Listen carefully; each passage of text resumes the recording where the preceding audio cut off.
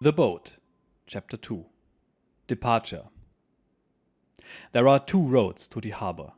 The commander takes the somewhat longer one, which runs along the coast. With burning eyes, I observe the things we go past. The anti-aircraft batteries with their mottled camouflage in the grey morning light, the signs for headquarters, capital letters, and mysterious geometric figures. A wall of shrubbery, a couple of grazing cows. The shattered village of Réception Immaculée. Billboards. A half-collapsed kiln. Two cart horses being led by the halter. Late roses in untended gardens. The splotched grey of house walls. I have to keep blinking because my eyes still smart from all the cigarette smoke. The first bomb craters, ruined houses that announce the harbor. Heaps of old iron. Grass withered by the sun, rusted canisters, an automobile graveyard. Parched sunflowers bent over by the wind, tattered grey laundry. The half-riddled base of a monument, parties of Frenchmen in Basque berets. Columns of our trucks, the road descends into the shallow river valley. Thick fog still hangs over this low ground. A very horse in a heavy mist hauling a cart, its two wheels as tall as a man. A house with glazed roof tiles, a once enclosed veranda, now a mass of splintered glass and twisted ironwork. Garages. A fellow in a blue apron standing in a doorway, the wet butt of a cigarette stuck onto his fleshy lower lip. The clanking of a freight train. A siding. The riddled railway station, everything grey. Innumerable nuances of grey, from dirty plaster white to yellowish rusty black. Sharp whistling of the shunting engine. I feel sand between my teeth. French dock workers with black hand-sewn shoulder bags, astonishing that they go on working here despite the air raids. A half-sunken ship with patches of red lead showing, probably an old herring boat that was to have been rebuilt as some kind of patrol vessel. A tug pulls out into the shipping lane with a high forecastle and the lines of its hull bulging underwater. Women with huge asses in torn overalls holding their riveting machines like machine guns. The fire in a portable smithy glows red through the grey murk. The cranes on their high stilts are all still standing despite the constant air attacks. The pressure waves from the detonations meet with no resistance in their iron filigree. Our car can't go any further in the confusion of the railroad yard. Rails bent into arches, the last few hundred yards to the bunker we have to cover on foot. 4 heavily bundled figures in single file in the mist. The commander, the chief, the second watch officer, and I. The commander walks bent over, his eyes fixed on the path.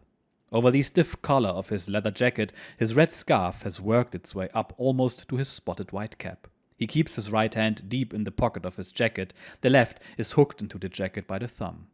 Under his left elbow, he carries a bulging sailcloth bag. His bandy-legged gait is made even heavier by his clumsy sea boats with their thick cork soles. I follow 2 paces behind, then comes the chief. He walks in a kind of unsteady bob. Rails that don't even check the commander's stride force the chief to proceed in short, springing hops.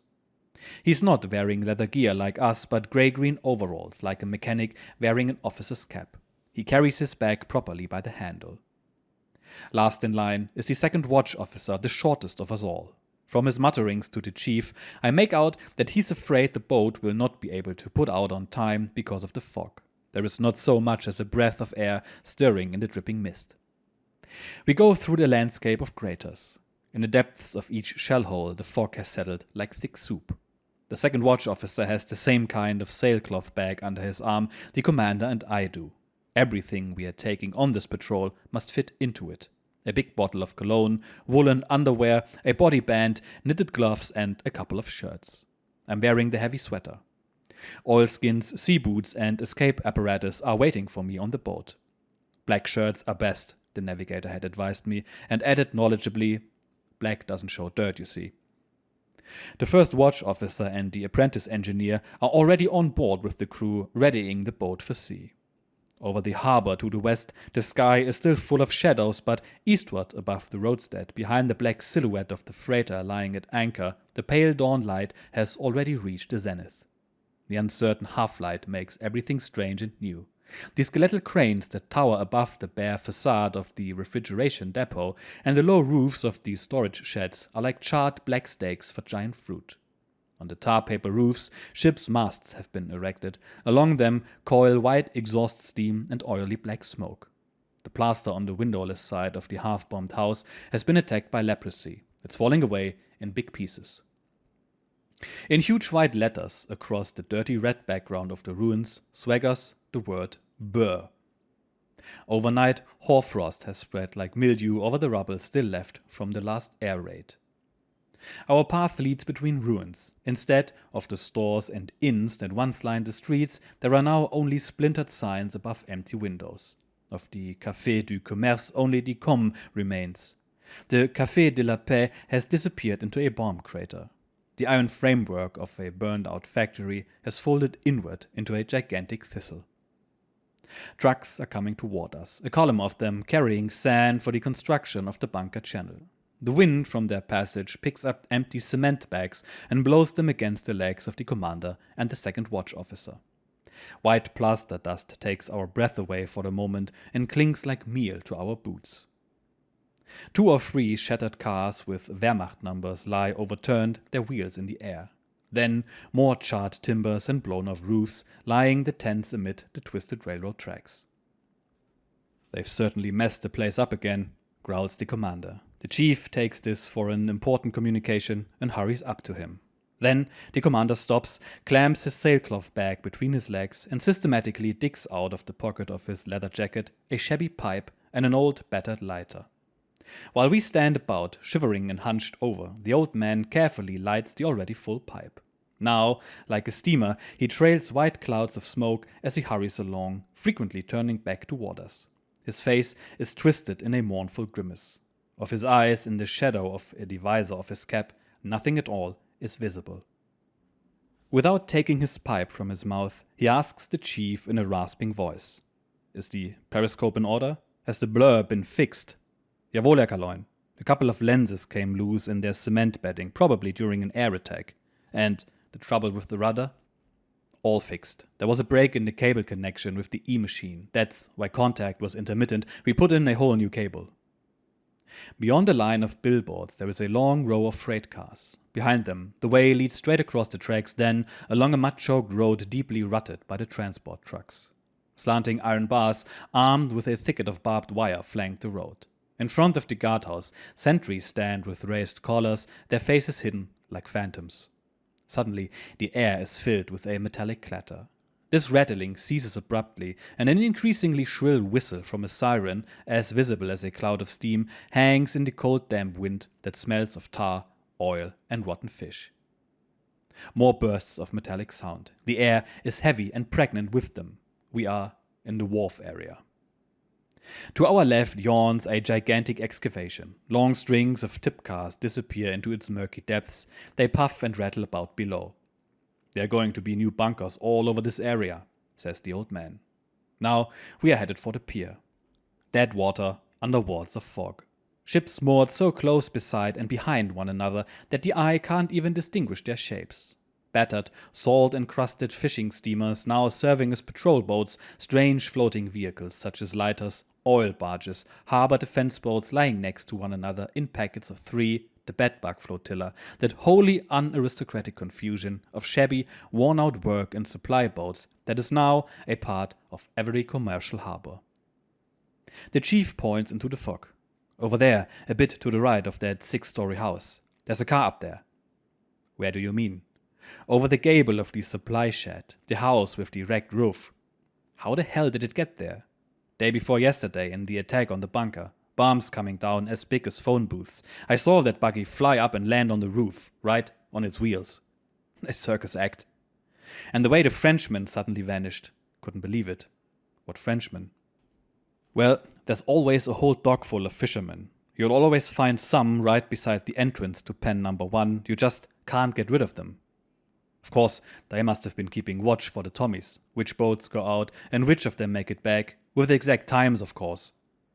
They're not spying anymore. When the alarm sounded, they just sat where they were, 20 or 30 of them, and then one of those huge bombs smashed into the pier. That caught the bunker too. Yes, a direct hit, but it didn't penetrate. 20 feet of reinforced concrete. Metal plates bend under our feet and spring back into their old positions. A locomotive whistles a piercing cry of woe.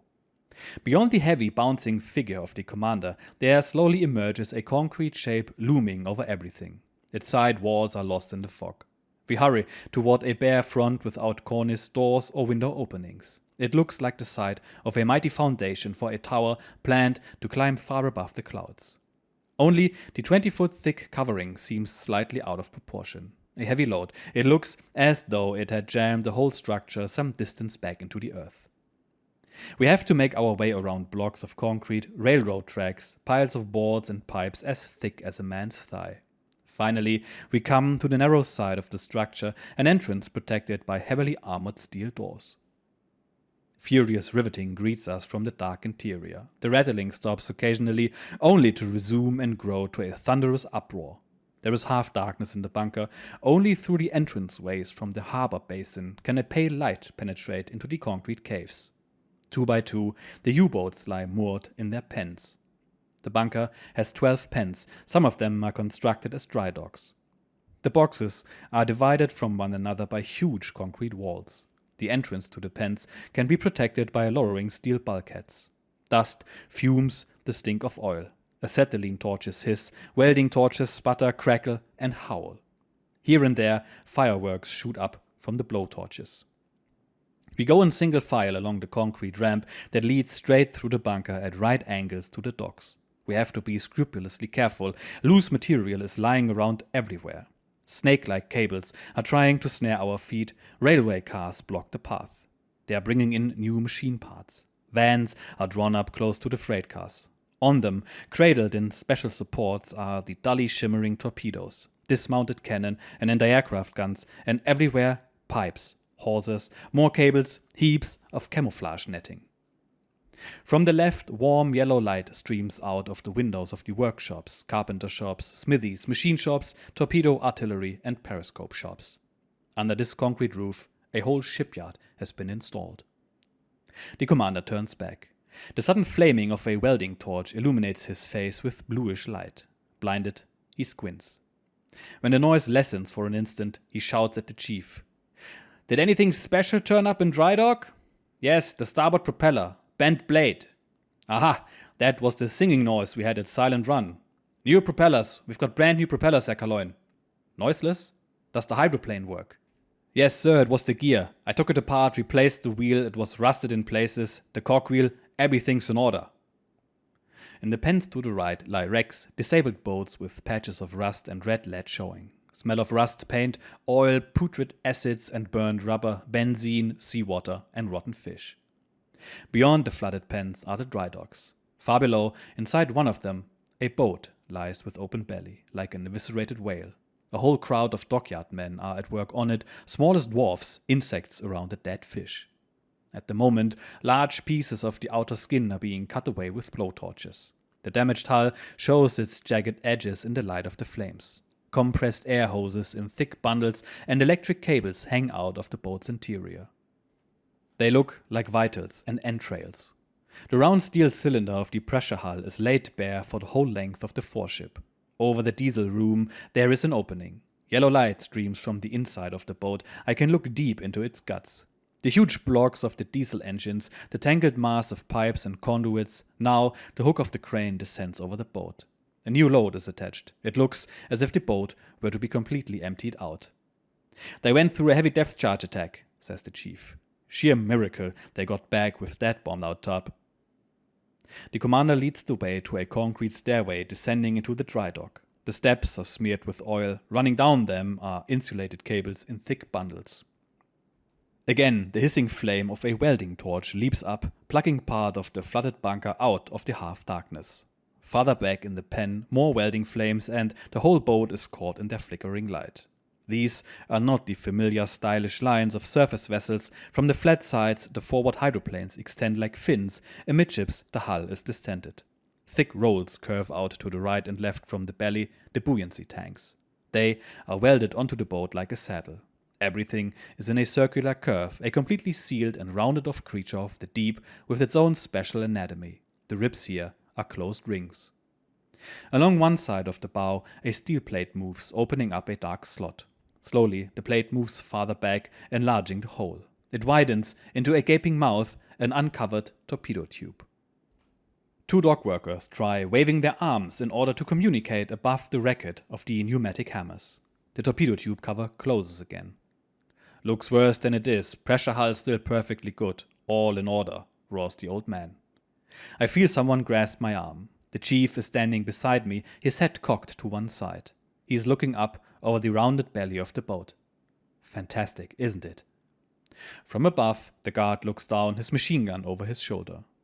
We clamber over piles of scaffolding towards the stern. The ground plan of the boat can be seen quite clearly. The extended steel cylinder encloses the power plants, the batteries, and the living quarters. This cylinder, together with its contents, is almost as heavy as the water it displaces. It is a Type 7C boat, like ours. I remember, length 220 feet, width 20 feet, displacement 1,005 cubic yards on the surface and 1,138 cubic yards submerged. A very small difference. The boat simply has very few parts that rise above the surface. Draft on the surface 16 feet, an average figure, for actually the draft is variable. One can alter it inch by inch. The draft corresponds to the displacement of 660 tons of water when the boat is on the surface. In addition to our type, there is also Type 2 with 275 tons and Type 9C with 1,100 tons on the surface and 1,355 tons submerged. The 7C boat is the fighting craft best adapted to the Atlantic. It can dive quickly and has great mobility. Its range of operations is 7,900 nautical miles on the surface at 10 knots, 6,500 miles at 12 knots, submerged 80 nautical miles at 4 knots. The maximum speed is 17.3 knots on the surface and 7.6 knots submerged. "He got it in the stern too, rammed by a sinking steamer," the chief yells in my ear. Here and there, Jupiter lamps stand on tripods. Plates that have been dented are being hammered into shape again by a crowd of dockyard workers. It wasn't serious. This is only a part of the outer skin, which is not pressure resistant. Of the true cylindrical core of the ship, the pressure hull, only a portion is visible amidships. Towards stern and bow, this hull is covered by a thin outer skin, which camouflages the inflated deep-sea fish as a low-lying surface vessel when it comes up for air. Along the entire length of the boat, the outer skin is pierced by holes and slits for flooding so that water can penetrate into the spaces between it and the real pressure hull. Otherwise, the light disguise would be crushed like a cardboard box by the weight of the water pressing on it. The weight of the boat can be precisely controlled with the trim tanks and the ballast tanks. Through a system of cells placed partly outside and partly inside the pressure hull, the boat can be raised high enough in the water for surface operation. The fuel tanks also lie outside the pressure hull. On the underside of one of the ballast tanks, I catch sight of the flooding hatches, which stay open when the boat is on the surface. The ballast tanks, like air cushions, keep the boat floating. If the air escapes through the valves in the top of the tanks, the water can rush in through the flooding hatches. The lift disappears, the boat dives.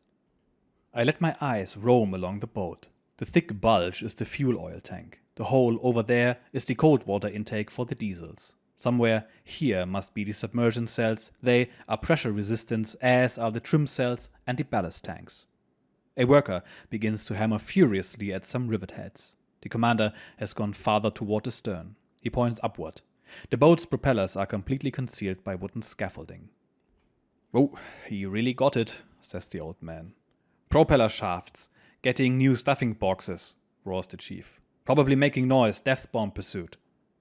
Directly above the propellers, the cover for the stern torpedo tube. Halfway up, the flat surfaces of the stern hydroplanes grow out of the curve of the side like stunted airplane wings. A workman, spattered with paint from head to foot, almost knocks me over. He has an enormous brush on an extra-long broom handle. While I am waiting for the old man, he begins to paint the belly of the boat dark gray from underneath. When we reach flooded Pen 6, the commander once more turns aside toward the boat moored at the right of the pier. "Here's the boat that took a direct hit from a plane, Kramer's." Kramer's story is still in my ears. He said, "Just as we are getting to the surface, I see a plane. The barm doors open, down comes the barm straight at the bridge. I jerk my shoulder back for fear the barm will hit it. The thing actually crashes into the bulwark of the bridge, but a little bit askew, not head-on, and instead of blowing up, it just flies to bits. A dud. The commander inspects the conning tower from forward and aft, the bizarre strip of rolled-up metal that the bomb has torn from the covering of the tower, the broken cutwater. A sentry from the boat, bundled up against the cold, advances and salutes. By rights, he should have been flying around in a white nightgown for a good week already, says the chief. The basin of Pen 8 is also flooded. Reflections shiver and intertwine on the surface. Our boat, says the chief. In the semi-darkness of the bunker, the hull is hardly distinguishable from the water, but against the pale wall, the outlines rising above the low pier are more clearly defined. The upper deck lies only a bare yard over the oily brackish water, all the hatches are still open. I explore the entire length of the boat with my eyes, as though to imprint it on my mind for all time. The flat wooden deck that reaches forward in one uninterrupted sweep to the bow. The conning tower, with its squat, bristling anti-aircraft guns, the gently sloping stern, the steel cables of the net guards with their interlaced green porcelain insulators slanting forward and aft from the conning tower. Everything of the utmost simplicity. A Type 7C boat, the most seaworthy of ships. I catch a crooked grin on the commander's face, like an owner before a horse race. The boat is ready for sea. The tanks are filled with fuel oil and water, cleared for departure. And yet, it isn't throbbing with the quivering, high-pitched hum of a ship ready to sail. The diesels aren't yet running, although the wharf crew with their heavy gloves stand ready with the horses. The official farewell takes place on the channel, says the commander, with all the idiocy that goes with it. The crew is drawn up on the upper deck behind the tower. Exactly 50 men and me. 18, 19 and 20-year-olds, only the officers and petty officers are a few years older. In the semi-darkness, I can't really make out their faces. Roll is being called, but their clearly enunciated names escape me. The upper deck is slippery from the fog that pours in through the bunker gates. The greyish misty white is so dazzling that the outlines of the exits are indistinct. The water in the basin is almost black and looks as turgid as oil. The first watch officer reports. All hands present and accounted for except control room assistant Becker. Engine room ready, upper and lower decks cleared for departure. Thanks. Heil, U-96. Heil, Herr Kaloin, resounds throughout the pen above the wailing of machinery. Eyes front, at ease. The commander waits until the shuffling has subsided. You know that Becker's had it. Bombing raid on Magdeburg. A good man. What a mess. And not even a single score on his last cruise. Long pause. The old man looks disgusted. All right then, not our fault, but let's make sure we do things better this time. Buck up. Grins. Dismissed. A fine speech, the chief murmurs. My respects. On the long, narrow upper deck, fenders, cables, and new hawsers are still lying about. Warm steam pours out of the open galley hatch. Cookie's face appears. I hand my things down to him. Noiselessly, the periscope rises. Polyphemus' eye turning in all directions, it rises to full height on its gleaming silvery mast, then sinks down again and disappears. I climb onto the conning tower. The paint is not yet entirely dry and comes off on the palms of my hands. The torpedo supply hatch on the upper deck is already closed. Aft, the galley hatch is now sealed. The single remaining entrance to the boat is the conning tower hatch. Below, disorder reigns. One can move nowhere without pushing and shoving. Hammocks, bulging with loaves of bread, swing to and fro. Everywhere in the passages, boxes of provisions, piles of canned food, and sacks. Where is all this stuff to be stowed? The last inch of space is already full. The designers of our boat have dispensed with the storage rooms that on surface vessels are normally many and capacious, just as they have dispensed with washrooms. They have simply built their machines into this war tube and have persuaded themselves that, given the most sophisticated deployment of the jungle of pipes and huge propulsion engines, there would necessarily be enough nooks and crannies left over for the crew. The boat has taken on 14 torpedoes. 5 are in the tubes, 2 in the upper deck torpedo holders, and the remainder under the floor plates, both aft and in the bow compartment. In addition, 120 shells for the 88mm cannon and a quantity of anti-aircraft ammunition. The navigation officer and the bosun, number 1 in nautical language, have their hands full. Number 1 is a powerful fellow called Bearman, who towers by a head over most of the crew. I already know him. "You bright-eyed little fawn, I'll get you." Still a half hour to sailing. I have enough time to take a look around the engine rooms. An old love of mine, the engine rooms of ships cleared for sea. In the control room, I sit down for a moment on the water distributor. All around me pipes, ventilators, hand wheels, manometers, auxiliary engines, and confused tangle of intertwined green and red electrical connectors. In the half-darkness, I recognize the hydroplane position indicators, one electrical and one mechanical. Almost all the systems are duplicated for safety. Above the hydroplane station, with its push-button controls for electrical underwater steering, I can just make out the trimming scales, one approximate and one exact. The Papenberg, a depth indicator between the round dials of the depth manometers with their clock-like hands, looks like a huge thermometer. During precise maneuvering, it shows the depth for periscope observation to within 3 inches. The control room has pressure-resistant hatches fore and aft that can withstand greater pressure because of their half-spherical shape. The boat can be divided into 3 compartments by these 2 hatches. There is not much advantage for us in this, for if one of the 3 compartments is flooded, the boat is no longer able to float. The designers probably had shallow waters in mind, like those of the Baltic. The forward compartment has the torpedo supply hatch as the emergency exit. The aft compartment has the galley hatch. The engine room, my goal, lies aft of the galley. All doors have been opened. I painfully work my way aft over chests and sacks through the petty officer's quarters, where I am to sleep, and on through the galley, which has not yet been cleared up either. Our engine room cannot compare with the engine rooms of big ships, those lofty halls usually extending from the top to the bottom of the whole craft, with their many stages of gratings and stairways glistening with oil, leading from story to story in a luster of polished copper and shimmering steel beams. Ours, on the contrary, is a narrow cave in which the 2 mighty diesels with all their auxiliary machines have to crouch like cowering animals. Around them, no small corner amid the welter of pipes is unused. There are cold water pumps, lubrication pumps, oil separators, compressed air starting cylinders, fuel pumps. In between are the manometers, thermometers, oscillation gauges, and every possible kind of indicator. Each of the 2 diesels has 6 cylinders. Together, they develop 2,800 horsepower.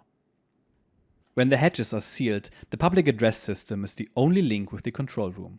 During battle, the floor here in the narrow gangway between the mighty diesels is especially tricky, for the diesel room holds most of the outboard plugs, the most vulnerable points in the pressure hull. The 2 master mechanics are still hard at work.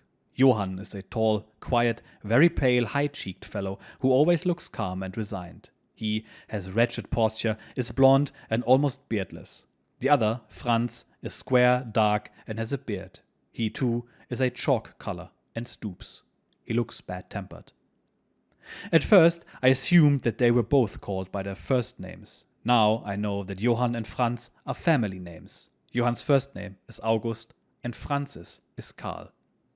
Farther aft is the motor room. The E-motors are run by batteries, which in turn are charged by the diesels. The E-motors develop 750 horsepower.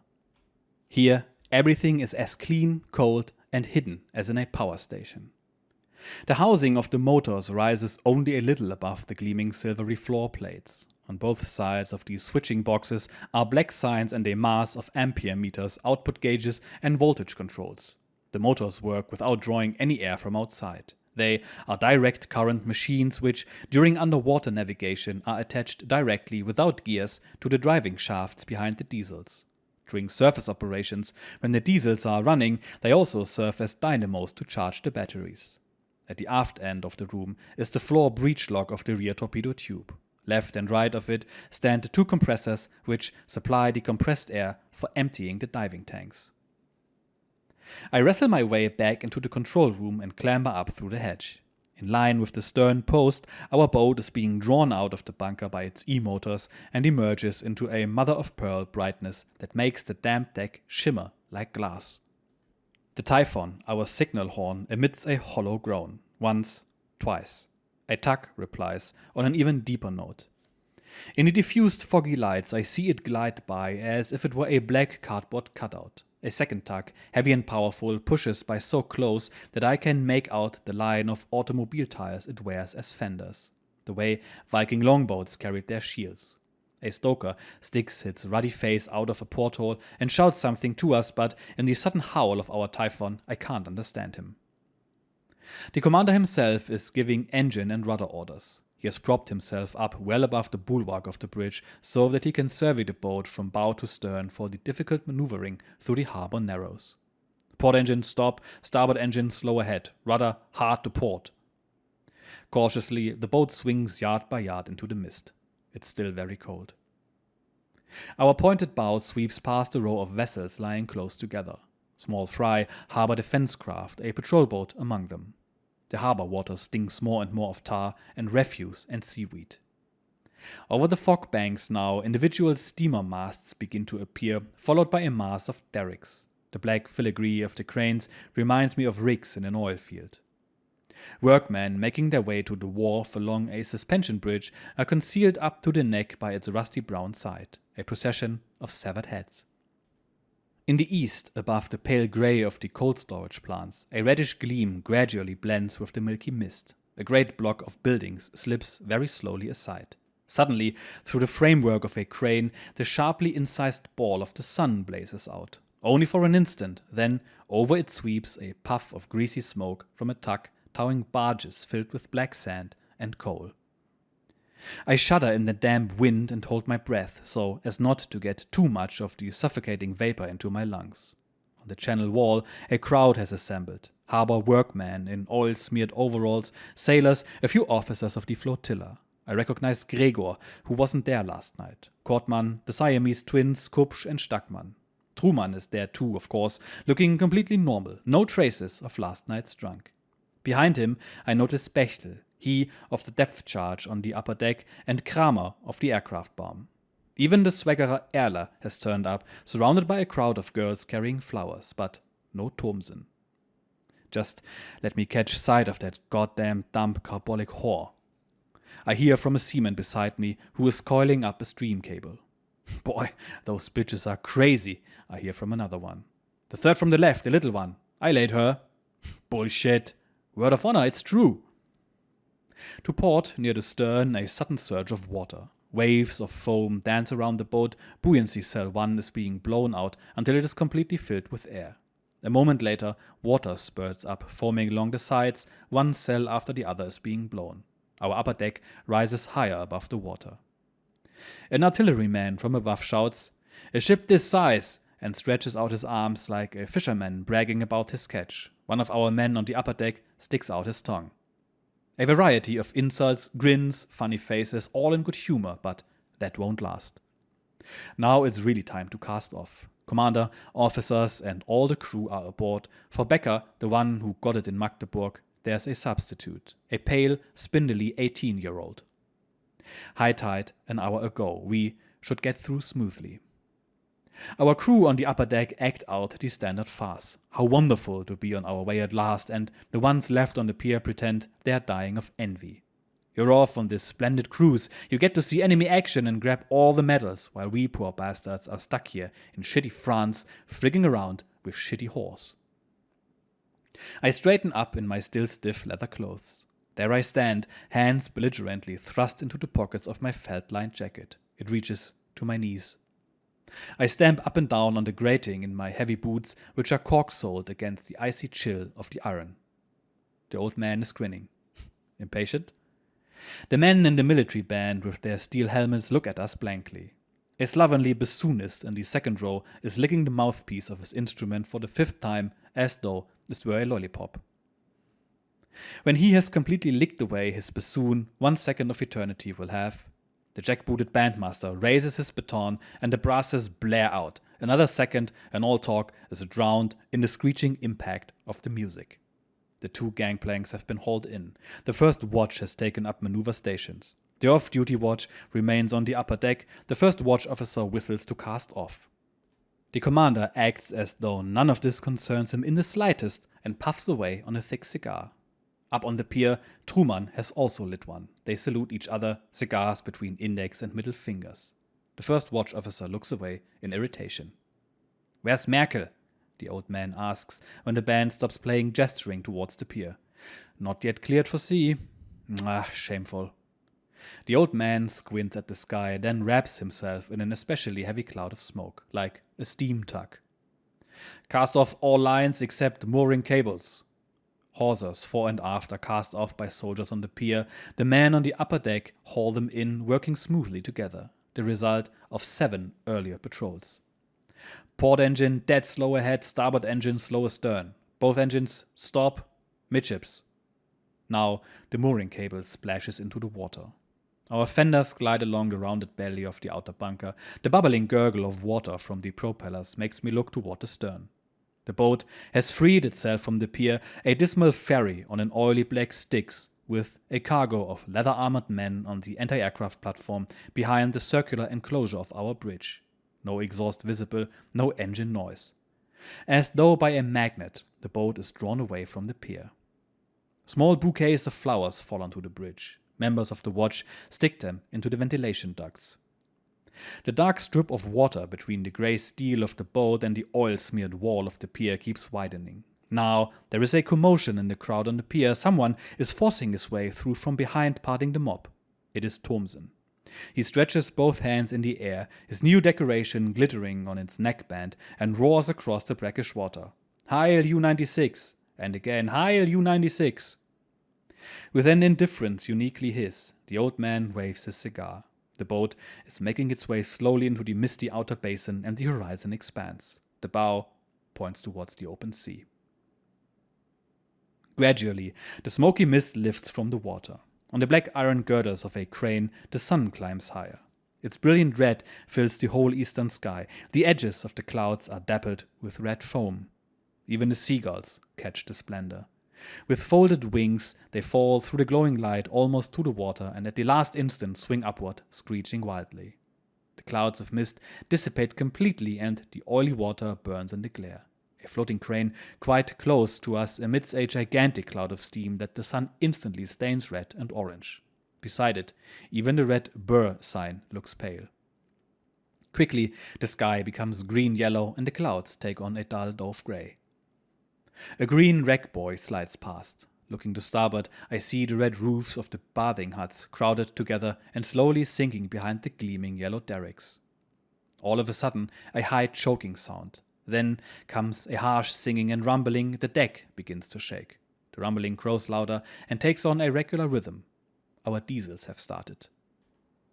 I put my hands on the cold iron of the bridge bulwark and feel the pulsing of the machinery. The sea is running against us. Short, choppy waves break against the buoyancy tanks. The head of the breakwater moves past and recedes. A freighter slips by, camouflaged green, grey, and black. "About 6,000 tons, says the commander. No wave at the bow. The freighter is lying at anchor. Our route now runs so close to the coast that we can see all the landmarks. Soldiers wave at us. We move at the speed of a slow cyclist. "Clear upper deck to dive," the commander orders. The bollards to which the lines had been made fast retract, the boat hooks are lashed down, the lines and fenders stowed in spaces under the gratings. The seamen push home and lock all the openings on the upper deck, bring in the flagpole, clear the machine guns, lay out the ammunition. Number 1 watches with a sharp eye to see that everything is done properly. During silent run, there must be no noise. The first watch officer rechecks, then reports to the commander, "Upper deck cleared for diving." The commander orders increased speed. Between the gratings, foam boils up and spray strikes the tower. The rocky coast recedes behind us. Dark shadows still lie in its clefts. The anti-aircraft installations have been so well camouflaged that I can hardly find them even with binoculars. 2 patrol boats, rebuilt trawlers, join our boat to provide anti-aircraft protection. After a while, a minesweeper turns up to accompany us, a big camouflaged ship stuffed full of barrels and other highly buoyant cargo. Its upper deck bristles with anti-aircraft guns. "What a job," says the navigator. "They go around on trampolines so their bones won't be broken if a mine just happens to go off. Every day the same thing. Out, in. Thanks, but no thanks. Our boat stays precisely in the middle of the broad, bubbling wake of the minesweeper. I get the long bay of La Baule in my glasses, a thick row of dollhouses. Then I turn toward the stern. Saint-Nazaire is now a thin streak with the tall cranes no more than pins outlined against the sky. Complicated channel here, all sorts of wrecks lying around. Look, tips of masts. That was an Allied transport sunk by Stukas. A bomb straight down the funnel. It's exposed at low tide. There's another one. The thing in front of us is a light buoy. When hardly anything more than the north shore of the estuary can be seen, the navigator orders the optical bearing finder brought up. He places the apparatus on its stand and bends over it. Hey, move over. The guard on the starboard deck aft moves over. What's your landmark? The commander inquires. Tip of the church steeple there, you can hardly see it, and the top of the rocks to starboard. The navigator sights carefully, reads off the numbers, and calls them down. Last landmark, he says. We have no harbor as destination. The goal that draws us from our base out into the expanse of the ocean is a square designated by 2 numbers on the map of the Mid-Atlantic. The operations division of U-boat headquarters has divided up the ocean into a mosaic of these small squares. This simplifies exchange of information, but it makes it hard for me, accustomed to the usual coordinates, to recognize our position at a glance on the map. At 11 o'clock, the escort is dismissed. The patrol boats fall rapidly astern. The minesweeper swings away in a wide curve and unfurls a dark, broad-flowing smoke banner against the sky. A last wave of farewell.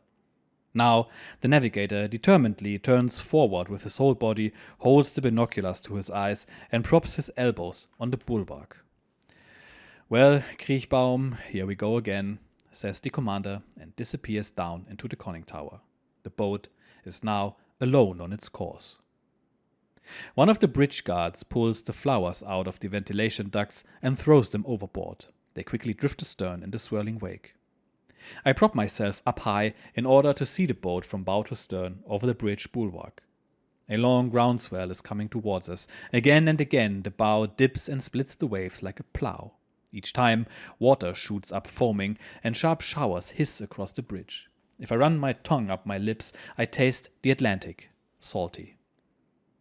In the blue vault of the sky hang a few stratocumulus clouds like the foam of beaten egg whites. The bow descends, rises high again, crashes down, and the whole forward deck is covered for minutes at a time with foam. The sun brings out the colors of the spectrum in the watery mist. Little rainbows arch over the bow. The sea is no longer bottle green, but a deep dark blue. Thin white streaks of foam run irregularly along the blue surface, like veins of marble. When a wad of cloud moves in front of the sun, the water turns to blue-black ink. Astern, a broad path of milky waters, our wide rolling wake dashes against the groundswell and shoots up in white mains. These gleaming tresses extend as far as the eye can see. Propping my feet against the periscope housing, I climb a little higher out of the bridge and lean back, supporting my arms on the net guard. Seagulls with bent sword-like wings shoot around the boat and watch us with stony eyes. The noise of the diesels alters constantly. It ebbs away when the exhaust vents on either side of the boat are submerged in the sea, then rises when they come free and the gas can escape unhindered. The commander returns to the deck, narrows his eyes and raises his binoculars. Ahead, a cloud like a grey fleece hangs over the water. The commander eyes it sharply. He compensates so precisely with his knees for the motion of the boat that he has no need of a handhold. High time we put to sea again. The commander increases speed and orders a zigzag course. At each change of direction, the boat heels to one side. The wake twists to right, then left. Look out for bubble tracks. This area is very risky. And then turning to me, the gentlemen of the other firm are accustomed to lie in wait for us here. After all, they know exactly when we cast off. Not much of a trick, really. They can easily find out. From the harbor workers, from the cleaning women, from the whores. What's more, they can peek in themselves while we're docked. Again and again, the commander glances distrustfully toward the sky. Washboard wrinkles in his forehead, his nose twisted to one side, he shifts impatiently from one foot to the other. Any minute now, the flyers could surprise us. They're getting bolder all the time. The clouds gradually draw closer together. Only now and then does a piece of blue sky shine through. Very risky indeed, the old man repeats, and murmurs under his binoculars. Better get below just now. When there's an alarm, as few people on deck as possible. That means me. I disappear promptly from the bridge.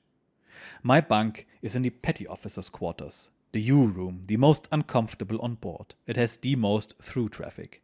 Anyone who wants to get to the galley or to the diesels or the E-motors has to come through here. At every change of watch, the men from the engine room squeeze through from astern and the new watch comes through from the control room. That means 6 men each time, and the stewards have to work their way past with their full dishes and pots. In fact, the whole place is nothing more than a narrow corridor with 4 bunks on the right and 4 on the left. In the middle of the passage, screwed to the floor, there's a table with folding leaves. The space on both sides is so narrow that at mealtimes the men have to sit on the lower bunks with their heads bent. There is far too little space for stools, and there is a muss and confusion whenever someone has to get from the engines to the control room or vice versa during a meal. Meals are so arranged that the officers and the crew are already finished in the forward compartments when the petty officers crowd around their own table, so the stewards don't then have to go back and forth between the bow compartment and the galley. Nevertheless, there is constant disturbance. It's my good luck that I don't have to eat in the U-room. A place is laid for me in the officers' mess. Some of the bunks are used by 2 petty officers in rotation. I am the happy possessor of a bunk all to myself. The petty officers from the off-duty watch are still busy arranging their lockers. 2 men going to the engine room have to get through to the stern, and there's a mix-up right away. My bunker rail, a kind of narrow aluminum ladder, has come down, which adds to the confusion.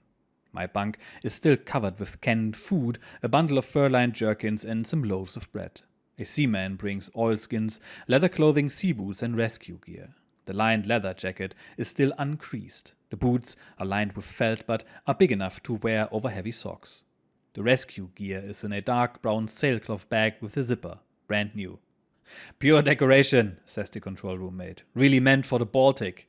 But very useful when the diesel stinks," says a big dark-haired fellow with bushy eyebrows. Frenzen, the diesel mechanic mate. Nevertheless, the rescue gear has its use. If I turn the nozzle slightly, a little steel flask immediately emits oxygen. I stow the brown bag at the foot of my bunk. For my possessions, I have a tiny locker not even big enough to hold the absolute necessities. So I put my writing materials and camera in the bunk between the light mattress and the wall. Just enough space remains for my body. It's like being in a suitcase. I want to look around a little before the noon meal, and I go forward through the control room. Aside from the petty officers, the rest of the crew, including the commander and officers, sleep in the foreship. The commander lives directly beyond the control room hatch. Behind a green curtain there's a bunk, a couple of lockers on the wall and ceiling, and a very small writing table, really only a writing board, and that's it. He too has to make out as best he can. Closed rooms on either side of the passageway, such as you find in surface vessels, don't exist. Opposite the commander's room are the radio shack and the sound room. Farther forward is the officers' mess, the wardroom, which also serves as living quarters for the chief, the apprentice engineer, our second engineer, and the first and second watch officers. The mattress on which our commander and the chief sit at mealtimes is really the chief's bunk. The railroad berth above it is folded up during the day. It's the second watch officer's berth. The berths of the first watch officer and the second engineer are more favorably placed on the opposite wall. Since these don't have to be put away during the day, the first watch officer and the second engineer can stretch out during their free time. The table, screwed fast to the floor, is on the side away from the passage. It's designed for 4, the commander, the chief, and the 2 watch officers. However, 6 of us will be eating there. In the adjoining compartment, the quarters, which is separated from the officers' mess simply by lockers, live the navigator Kriechbaum and the 2 chief mechanics Johann and Franz, and the bosun Beermann. Under the floor plates lies Battery 1, which, together with Battery 2 under the U-room, supplies the energy for running underwater. The bow compartment is separated from the quarters by a non-pressure resistant hatch. Despite its cave-like appearance, the bow compartment is the closest thing we have to a room. Strictly speaking, it is a combination work storage space for torpedoes and a battle station. Torpedo room is therefore an accurate designation. Here live most of the crew. On each side are 6 berths, 2 by 2, one above the other. In them, the sailors, or the lords, sleep, plus the torpedo men, the radio men, and the stokers. Because they stand 6-hour watches, 2 stokers share each bunk. For the others who go on watch in trios, there are 2 bunks for every 3 men. No one has a bunk to himself. When a sailor gets up to begin his watch, the man he relieves lies down in the stale air he's left behind. Nevertheless, there still aren't enough bunks, 4 hammocks dangle from the ceiling. The men off duty rarely stay undisturbed. During mealtimes, they all have to get up. The upper berths have to be snapped shut and the lower ones cleared so that the lords can sit down on them. When the torpedoes in the 4 bow tubes are being adjusted, the room is transformed into a machine shop. Then the bunks are taken down and the hammocks stowed away. The reserve torpedoes for the forward tubes are stowed under the raised floor plates. Until they are loaded, the lack of space will be painful. So, for the men in the bow compartment, every torpedo fired means added freedom of motion. But they do have at least one advantage: no through traffic. Right now, the place looks like a devastated arsenal. Leather clothing, rescue gear, sweaters, sacks of potatoes, teapots, uncoiled rope, loaves of bread. Unimaginable that all this will disappear to make room for 26 seamen and the torpedo mechanic, who is the only petty officer not living in the U-room. It looks as if everything they couldn't find space for right away has been shoved in there. Just as I appear, the bosun is urging 2 seamen on. "Hurry up the lettuce crate between the torpedo tubes. Lettuce, you'd think this was a fucking grocery store." The bosun points out the narrowness of the ship as if it is a special attraction. He acts as though it were all his own idea. "It's a matter of give and take," he says. "The heads, for example, there are 2 of them, but we have to use 1 for provision, so there's more space for food and less for shitting. You try to make sense of it, really." In all the compartments, thick bundles of cables and pipes run under the floors. If you open a locker door, more of them are revealed, as if the woodwork were only a pretty veneer over the technological maze. At lunch, I have to sit on a folding chair in the gangway next to the second watch officer. The commander and the chief are on the leather sofa at the chief's bunk. The apprentice engineer and the first watch officer sit at the ends of the table. If someone wants to get through, the second watch officer and I either have to get up or jam our stomachs against the table and bend over so that the man can wriggle past. Standing up is the lesser evil, as we quickly discover. The commander wears a disreputable sweater of indefinable color. He has changed his blue-gray shirt for a red-checked one, its color showing over his sweater. While the steward is serving, he sits with folded arms, leaning back in his corner and occasionally inspecting the ceiling as though fascinated by the veins in the wood. The apprentice engineer is a full lieutenant, new on board. He is to replace the chief after this patrol. A blonde North German with a broad, rather square-cut face. While we eat, I see little of him except his profile. He looks to neither right nor left and doesn't utter a sound. The chief sits opposite me. When you see him next to the commander, he looks even thinner and more haggard than he really is. A sharp, curved nose that shows the bone, black hair combed back flat. His receding hairline gives him a real thinker's forehead. Very dark eyes, prominent cheekbones and temples. Full lips but a firm chin.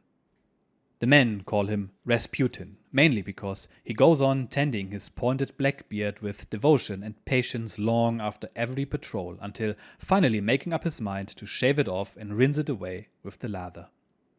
He's been on board since the boat's first patrol and is the second most important man here, the undisputed ruler of all technical matters.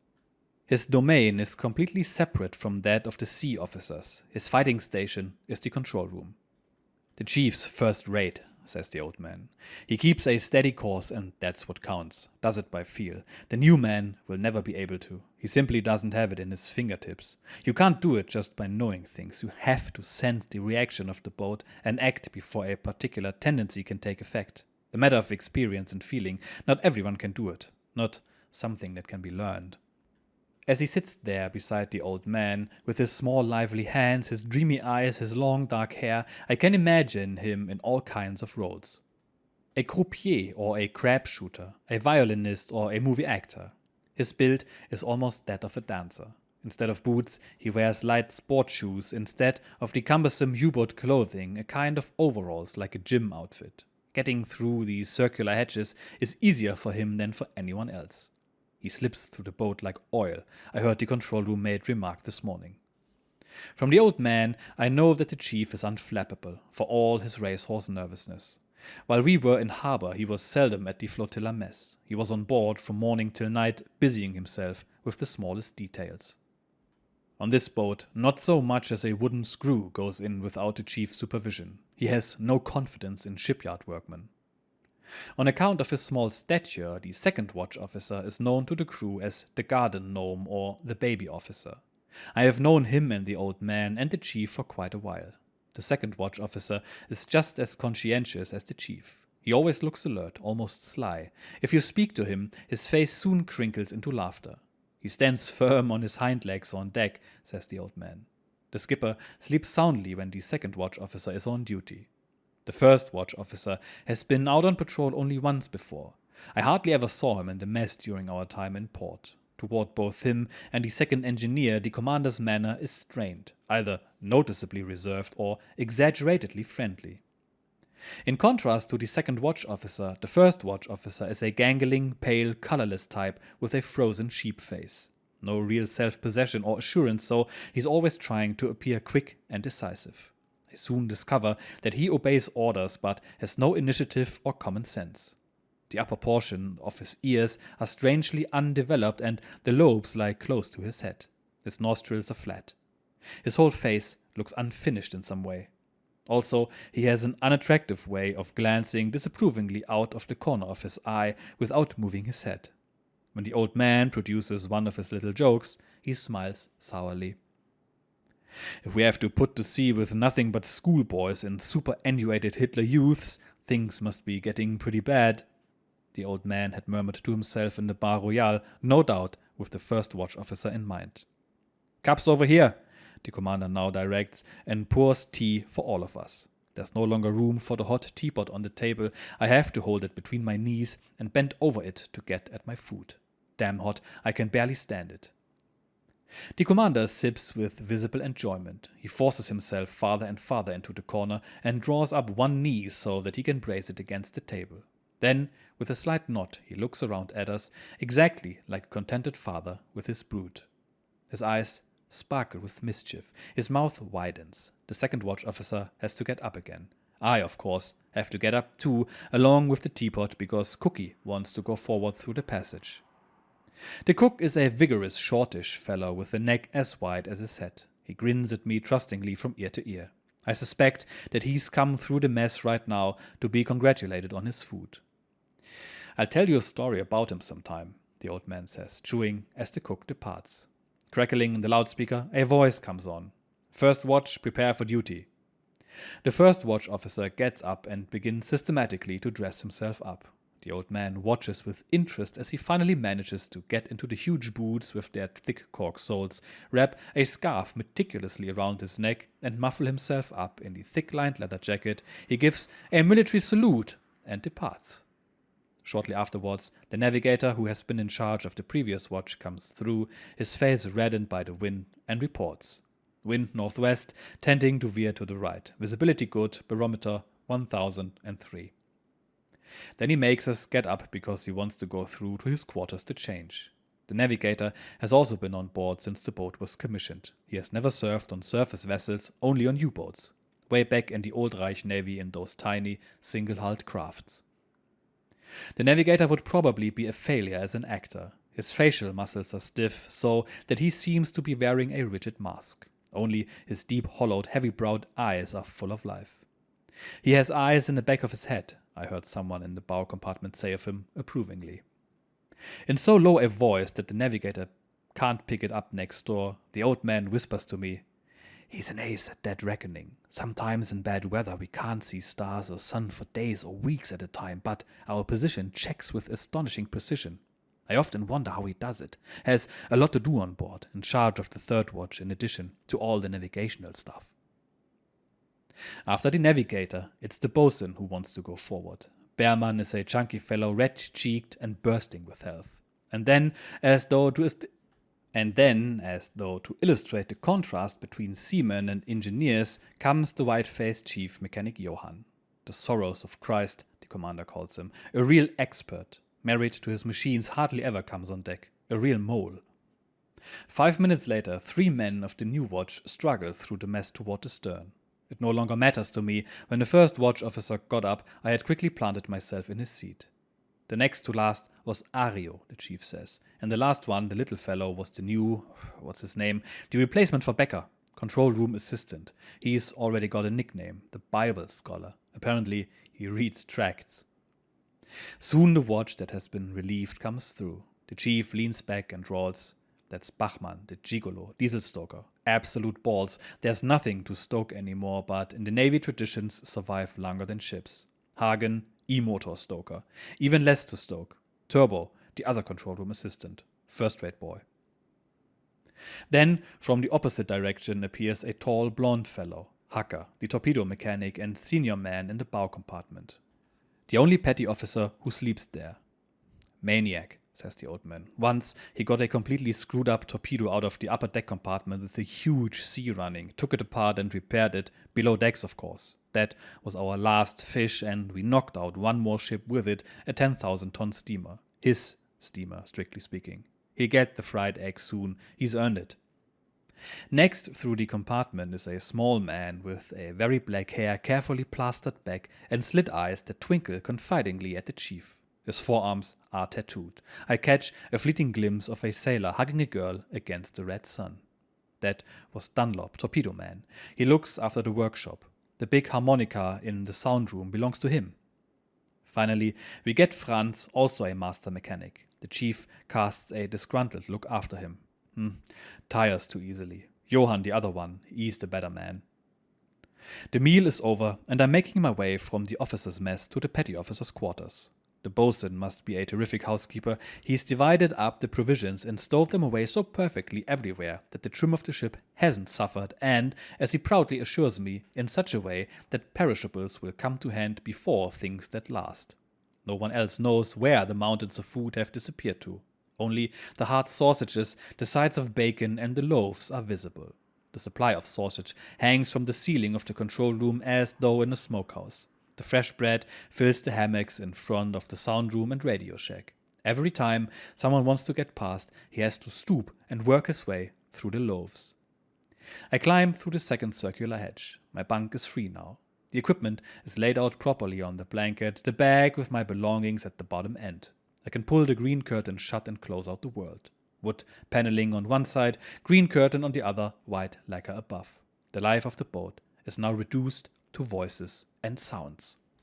In the afternoon, I go up onto the bridge. The second watch officer has just begun watch. The sea is bottle green and close beside the boat almost black. The air is damp, the sky completely clouded over. After I have stood for a good while beside the second watch officer, he begins to talk from beneath his binoculars. It was about here that they fired a spread of 4 torpedoes at us. Patrol before last, that is. We saw one fish shoot by the stern and another one cut past the bow, made quite an impression. Choppy little waves have risen on the low groundswell. However benign the water may appear, the shadow of each of these short waves may hide the enemy's periscope eye. "Have to be damn careful around here," says the second watch officer from between his leather gloves. The commander comes up. He growls a curse at the weather and says, "Look out, youngsters, keep your eyes open. Damn bad spot here." Suddenly, he snarls at the starboard lookout aft. "Keep it down or we'll have to hang you over a laundry line." And after a while, "If you can't take it, you shouldn't be here, but since you are, you'll have to find your sea legs any way you can." He orders a practice dive for 1630 hours. After her long period in dock, the boat is to submerge for the first time and be balanced out so that when an alarm comes, there won't have to be a lot of trimming and flooding first. It's also important to make sure all the vents and plugs are working. The order, "Clear bridge for dive," initiates the maneuver. The anti-aircraft ammunition disappears into the tower. The 3 lookouts and the officer of the watch are still on the bridge. Orders, reports, ringing of bells. Aft, the diesels are stopped and disengaged. The E-motors are geared to the drive shafts and set at high speed. Simultaneous with the stopping of the diesels, the big conduits leading to the outside, for the exhaust and for air intake, are closed. From the diesel room, the signal "ready to dive" is flashed to the control room. The bow compartment also gives the already signal. The lookouts on the bridge have come below. Looking up the shaft of the tower, I see the watch officer hastily turning the hand wheel that presses the tower hatch home in its bed. "Clear the air release vents," the chief orders. Reports come in quick succession to the chief. 1, 3 both sides, 5 clear. It sounds like a magic incantation. "All vents clear," the chief reports. "Flood," comes from below. "Flood," the chief repeats for his crew. The sailors in the control room swiftly open the emergency evacuation vents. The air that gave the boat buoyancy escapes with a thundering roar from its tanks. The hydroplane operators set the forward plane hard down and the aft plane 10 down. The boat dips and becomes noticeably bow-heavy. The pointer on the depth manometer moves slowly over the numbers on the dial. One more wave crashes against the tower, and then suddenly all noise ceases. The bridge has slid underwater. Oppressive silence, no breaking of waves, no more vibration of the diesels. The radio is silent as well. Radio waves cannot penetrate the depths. Even the humming of the ventilators has stopped. I pay close attention. Someday it may be up to me. The chief orders forward up 10, aft up 15. The bow heaviness is corrected. The current from the propellers strikes the upward tilted hydroplane, and slowly the boat grows stern heavy.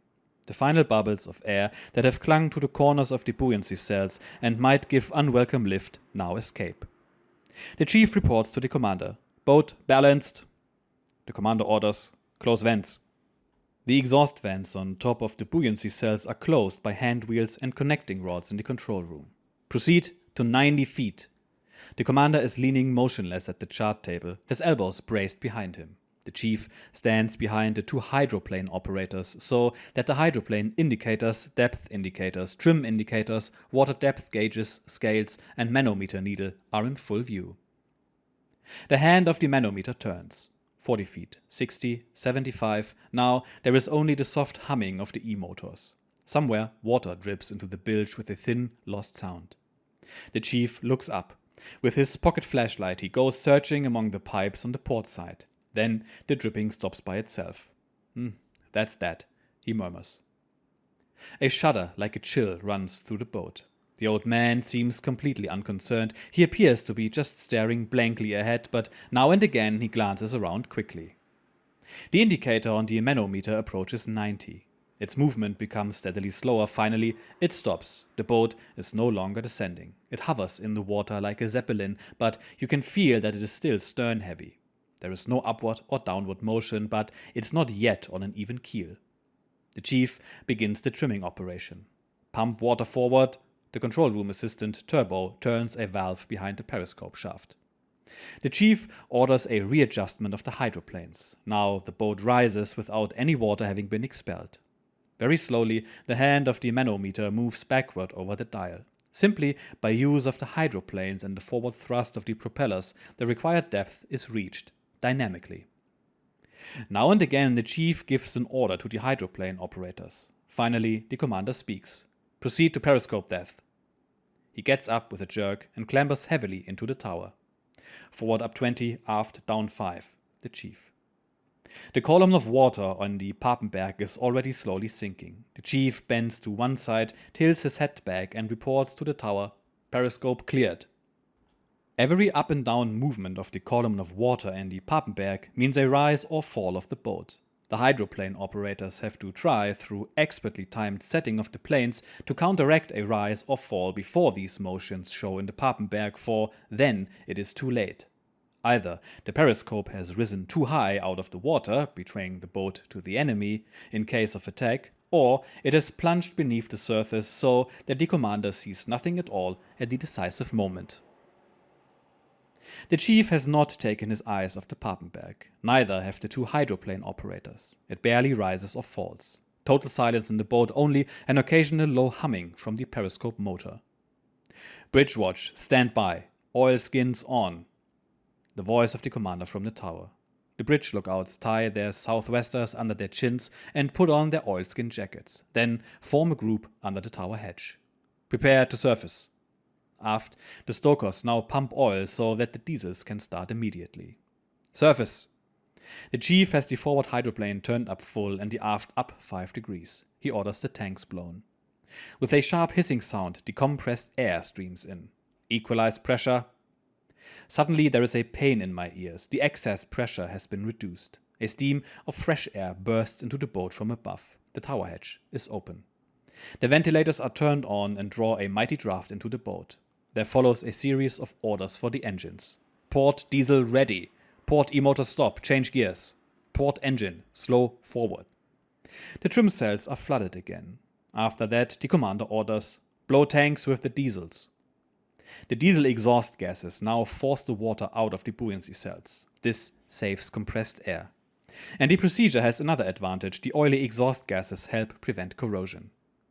One buoyancy cell after the other is blown out. From the bridge, the commander can tell by the air bubbles that rise along the sides of the boat whether the buoyancy cells have been properly cleared. After a while, he calls down, all blown, dismiss from diving stations. The boat is a surface vessel again. The commander orders, starboard diesel stand by, starboard e-motor stop, shift over starboard engine, forward slow. The chief stands up, wriggles his shoulders, stretches, and looks quizzically at me. Well? I nod submissively and, like a defeated boxer, sink down on the sack of potatoes leaning against the chart table. The chief seizes a handful of prunes from the chest that stands open for everyone beside the table and holds them out to me. Spiritual refreshment. Yes, we're not exactly your simple, straightforward kind of boat, you see. When the old man has disappeared, the chief says quietly, "Things are going to stay lively today. Working the weariness out of dissipated bones is what the old man calls it. Nothing gets past him. He has his eye on everyone. All we need is a single mistake, and we'll be in for one exercise after the other." On its table, under a thick celluloid cover, lies the sea chart. At present, it's still a blank, showing only the edges of the coasts. The land masses behind the coasts are empty, as though uninhabited. No roads, no towns. A sea chart. What's behind the coasts has no meaning for the seafarer. At most, a few landmarks and the designated lighthouses. On the other hand, all shoals and sandbars near the entrance to rivers are here. A zigzag pencil line extends from Saint-Nazaire. There is a cross on it, our last bearing. Our general course is 300 degrees, but I keep hearing orders to the helmsman. Danger from enemy submarines still keeps us from steering a straight course. In the control room, an off-duty member of the watch is talking with Turbo, the assistant, who preserved his reddish beard while the boat was in harbor and now looks like an imitation Viking. I wonder where we're off to this time. Looks like Iceland. Nah, I bet on the south, a long southern patrol. Look at all the stuff we took on board. That doesn't mean a damn thing, and why should we care anyway? There's no getting ashore for a quick lay, whichever way we go. Turbo has been aboard a long time. With the blasé manner of a man of experience, he draws down the corners of his mouth, half hidden under his tangle of beard, taps the other man indulgently on the shoulder, and explains to him, "Cape Hatteras in the moonlight, Iceland in the fog, you certainly see the world when you're in the Navy." Before the evening meal, the commander orders a trial deep dive. He wants to find out whether the outboard plugs will hold at greater depths. The 7 sea boats have been approved for a depth of 300 feet, but because the effect of depth charges decreases the deeper they are when they explode, the denser water reduces the impact of the pressure wave, the boats must often go below 300 to escape pursuit. To what depth the pressure hull can really hold out, that is, what the maximum diving depth is, who knows? Men who have gone very deep can never be sure they've actually reached the extreme limit. And a crew only finds out once at what depth its boat cracks. The afternoon series of diving commands is repeated. But we don't reach equilibrium at 90. Instead, we go deeper and deeper. The boat is as quiet as a mouse. Suddenly, a sharp screeching, a frightening, ear-splitting sound. I catch alarmed looks, but the old man makes no move to stop the oblique downward motion. The manometer needle stands at 500. Again, the shrieking, combined with dull scraping sounds. "Not exactly an ideal spot here," murmurs the chief. He has sucked in his cheeks and glances expressively at the commander. "The boat has to be able to take it," says the old man laconically. Then I realize the boat is scraping over rocks on the bottom. "Purely a matter of nerves," whispers the chief. The ghastly sound continues. "The pressure hull will hold up all right, but the screws and rudder," the chief complains in a mutter. The old man seems to be deaf. Thank God the screeching and scraping stop. The chief's face is grey. "Sounded exactly like a streetcar on a curve," says the second watch officer. The old man's manner is that of a benevolent pastor as he explains to me. In the water, noises are magnified 5 times, makes a great racket, but doesn't mean much. The chief gulps in air as if he'd just been saved from drowning. The old man looks at him like an interested psychiatrist, then announces, "Well, that's enough for today. Surface." The litany of orders from the surfacing maneuver is run through. The hand of the depth manometer moves backward over the dial. The commander and the watch go above. I follow them and take up a position behind the bridge enclosure in the greenhouse. There is plenty of space around the 4 anti-aircraft guns. I can look straight through and down between the crossbars of the greenhouse railing. Although we are traveling at cruising speed, the water foams and swirls violently. Myriads of white bubbles stream up. Strips of foam interweave only to disperse again. I feel entirely alone. Isolated on an iron raft, the wind presses against me, the iron vibrates with minute oscillations. New patterns drift by constantly. I have to tear my eyes away to keep from dozing off. Suddenly, behind my back, I hear the deep drawling voice of the old man. "Beautiful, isn't it?" Then follows his usual bear dance. "Stretching his legs," he calls it. I squint at the sinking sun, which has broken through a hole in the clouds. A pleasure cruise in the middle of the war. What more could a man ask? He stares at the foreship and says, "The most seaworthy ship there is, with the greatest radius of action." Then we both look astern over the waves. Our wake, a pretty illustration of mortality. You're still watching, and it's gone. I don't dare look at him. Philosophical hot air is what he would call this kind of profundity if he heard it from anyone else. But he goes on to spin the thread further. Even Mother Earth is a little more considerate. At least she allows us the illusion. I press my tongue against my front teeth and hiss softly. But the old man won't be put off. Perfectly clear, she allows us the illusion that we've immortalized ourselves on her, engraved records, erected monuments. All she's doing is giving herself a little more time than the sea does to level things out again. A couple of 1,000 years, if necessary. The Navy's famous clarity strikes again, is all I can find to say, embarrassed. "That's the way it is," says the old man, grinning straight into my face. My first night aboard. I try to go limp to extinguish all thought. Waves of sleep finally reach me, draw me away for a while, but before I can settle down properly, they reject me again.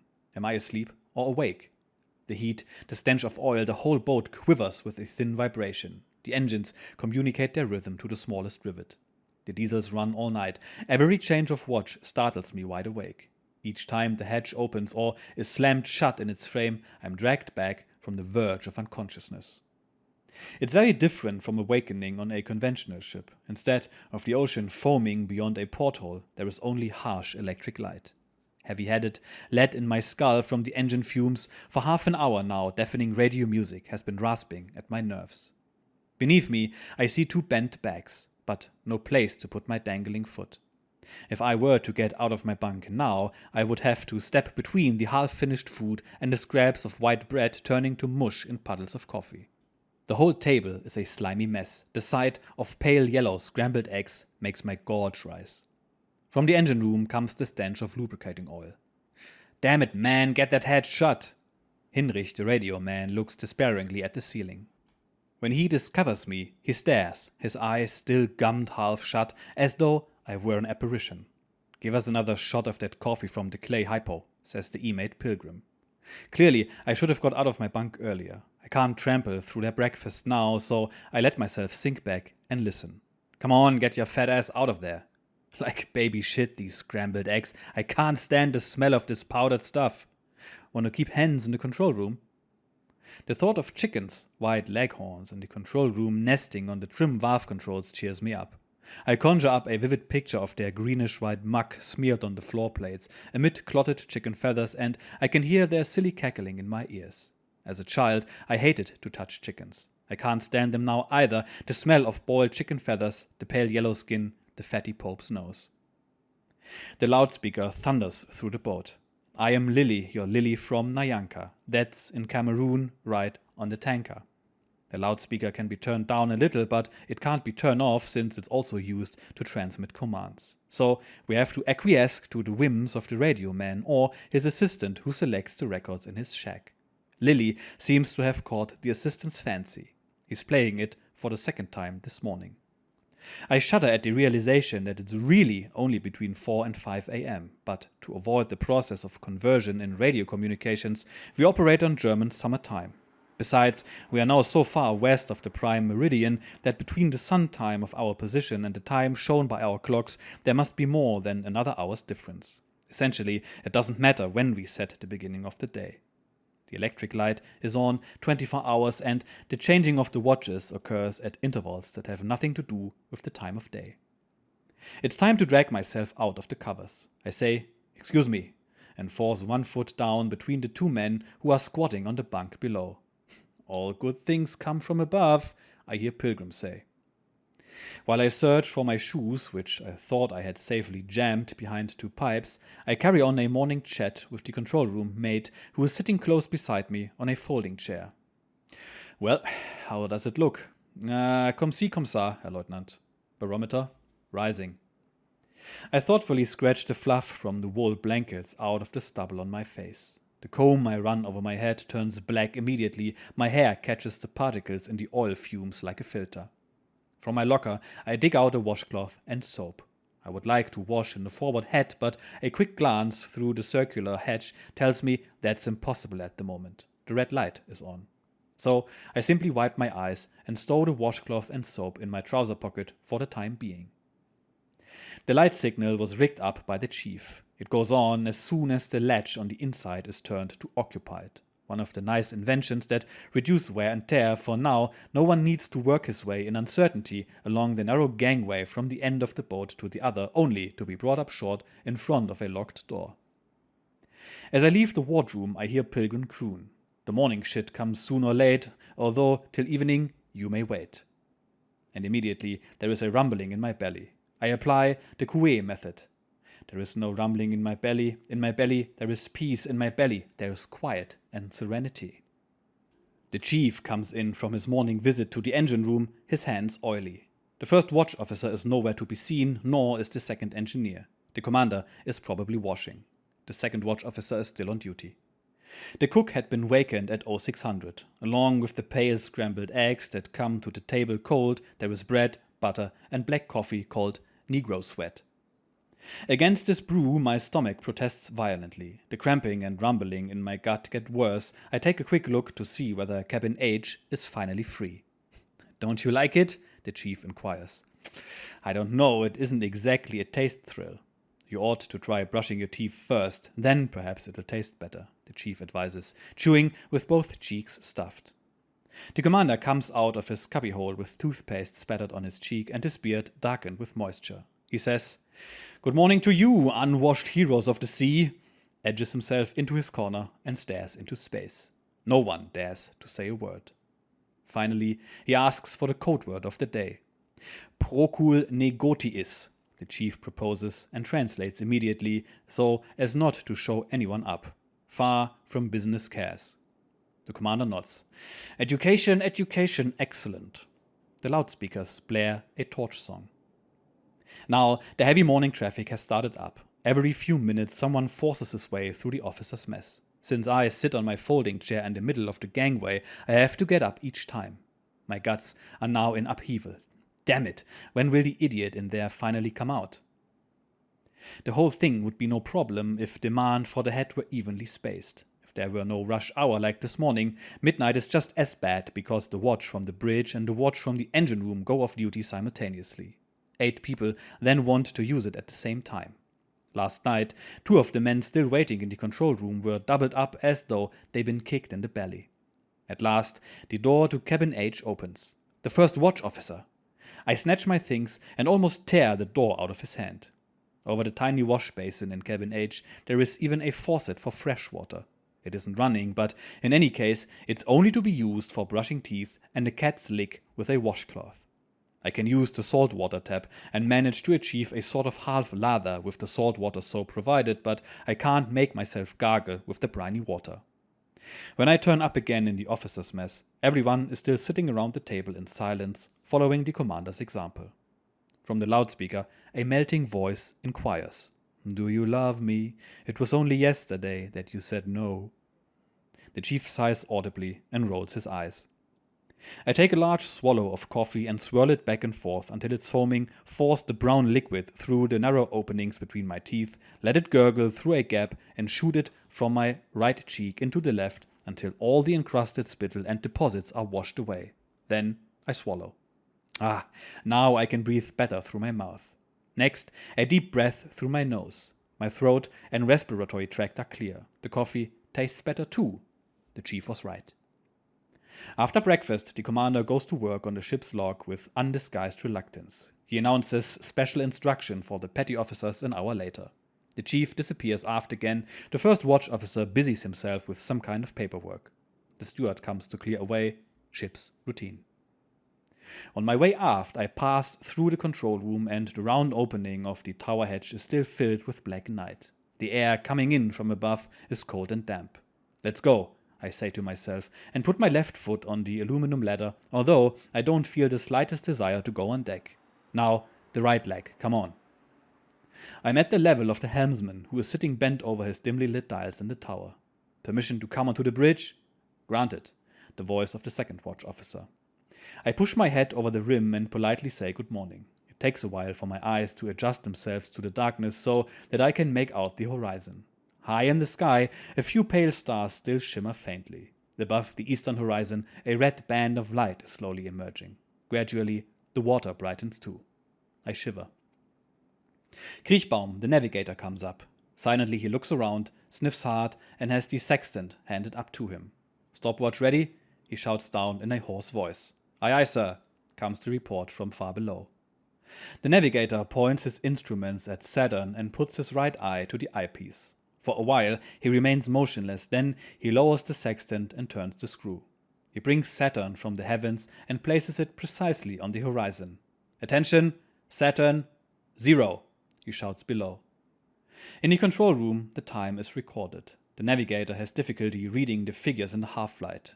22 degrees, 35 minutes, he announces to the man below. From the time of day and the height of the planet, a baseline can now be calculated. One baseline, however, does not give a ship's position. We need a second. The navigator raises his sextant once more. "Attention, Jupiter, 0. A pause, and then 22 degrees, 27 minutes. Cautiously, he hands the sextant down, then follows it. I climb after him. Once below, he takes off his pea jacket and pulls up to the chart table. He has no spacious map room such as navigation officers have on the big steamers. He has to make do with the tiny table in the control room, placed to port amid a confusion of switches, speaking tubes, and valves. Above this table is a locker for the sextant and the starfinder, and a shelf with nautical almanacs and tables of times and azimuths, navigational handbooks, catalogues of lighthouses, charts of the weather and tides. The navigator picks up a pencil and calculates. He is on intimate terms with sines, cosines, tangents, and their logarithms. "It's sort of nice that we're still making use of the stars," I say casually, just to put an end to the silence. "What's that?" I simply meant that with all the technical perfection there in the boat, it's really astounding that you still use the sextant to find a ship's position. How else would I do it? I can see my observations are out of place. Perhaps it's too early in the day, I say to myself, and perch on the chart chest. The navigator picks up the celluloid sheet that covers the chart. The map of our area of the sea is now uniformly blue-gray. No coastal edges, no shallows, only a thick network of squares with numbers and letters on the perpendicular and horizontal lines. The navigator holds the dividers between his teeth and mutters, "There it is, a pretty little error, 15 miles. Well, so it goes." With a stroke of the pencil, he connects our last position with the new one. He points to a square on the chart. Things were really wild here once, almost lash the helm and take the prayer. Apparently, the navigator is ready for a little more give and take. He points his dividers at the spot where things were so wild. The control room mate now comes up and looks at the network of squares. That was on the 4th patrol, typical Hallelujah voyage. One attack on top of another. They were after us from the word go. Depth charges all day. You lost count.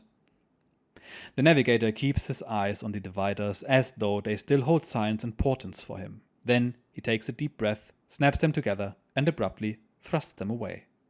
Wasn't all that funny. I know that he won't say anything more. The control room mate also gets back to work. The navigator carefully fits the sextant back into its case. A tiny hole from the point of his dividers remains in the chart.